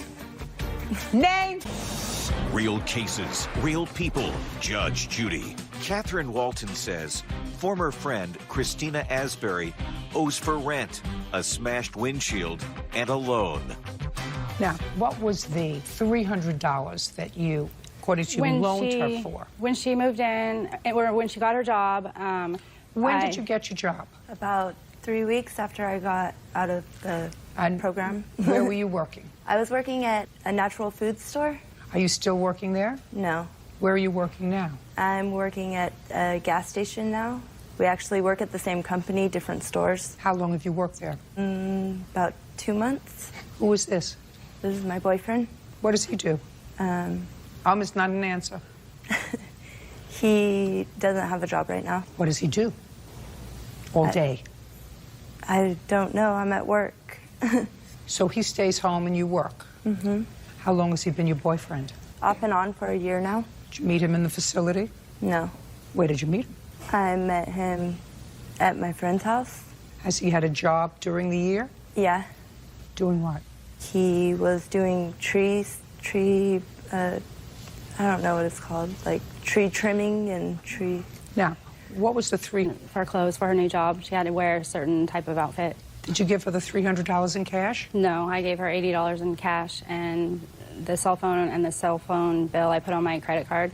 Did she purchase a cell phone for you? Yeah, she didn't say that I had to pay her back, though. Just question is, did she purchase a cell phone for you? Yes. Did she pay your cell phone bill? Yes. Did she give you $80 in cash? Yes. When you came out of the facility? Yes. What about clothes? I didn't have any when I moved with her. Did she help you get some? Yes. Where did you first meet Miss Walton? I met her through my ex-husband. We met about 10 years ago. Her ex and my ex were friends, and we've just continued to be friends even though those relationships are done and gone. Did you ever give her any money? No, but I've done a lot of things for her. I don't care. My question was, did you ever give her any money? No. And who do you work for, Miss Walton? I work at a gas station. Do you live alone? I have a daughter who's 5. Anything else you want to tell me? She also owes me for a windshield that got broken. My car windshield that got broken. Well, explain that to me. Judge Judy continues in a moment. Closed captioning sponsored by. Want justice? Go to and follow us on Twitter. Well, explain that to me.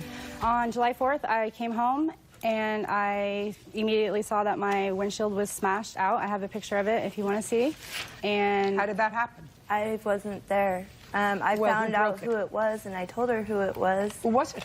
It was this person that I had bought a computer from. He had gotten mad because I wasn't picking up my phone, and I don't know why he went. Did you owe him money for the computer? Yes, I did. Why he broke out her window, I have no clue. I wasn't there. I wasn't part of it. Your Honor, she would drive my car all the time. She doesn't have her own car, so she would borrow it. So I assume the person thought the car was maybe hers. She's not responsible for the windshield. She signed for the bill to pick it up. I don't care. She just gave you the name of the person who broke your windshield. She did. I didn't hear a name. Oh, name. Name. Mike. I don't know who that is. She'll tell you who it is. Go file a police report. If I hadn't had met Listen her to me. or Listen let her to drive me. my car, it would have never been broken. If my mother were taller, I would have been 5'8". She agreed that she would. I'm telling you, she's not responsible for your windshield. She agreed that she would pay. Do you pay understand? She's not responsible for your windshield. I don't care what she agreed to. That's why you're here. She's not responsible for your windshield. Go and file a police report against him. I did file a police and report. Sue. Well, did you put down the name of the person? I did, and they didn't seem to care. Sue him. I think you should give me the computer for it. Listen to me. She's not responsible for the criminal act of another person. Not criminally, but it's civilly. a criminal act of another person. I'm trying to explain something to you. Did you go to law school? No. She's not responsible for the criminal act of another person. Vandalism is a criminal act. She's not responsible for it.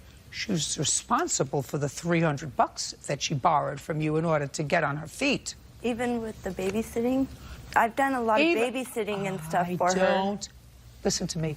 You paid $600 over 4 months that you lived in her house. You can't board a gerbil for that amount of money for 4 months. You're bigger than a gerbil. So if you babysat, cleaned the bathroom, did the refrigerator, scrubbed out the stove, good for you. You were living practically for nothing. Her daughter lived there as well, and I watched her daughter too. So I look as if I need your help. Judgment for the plaintiff in the amount of $300. That's all. Thank you, Your Honor. Parties are excused. You may step out. Judge Judy continues in a moment. And on the next Judge Judy. It's strained it, but I hope now, I hope we're not enemies forever. Well, I care about her too, and it will all work itself out. I do. I love her. Business doesn't work well with friends.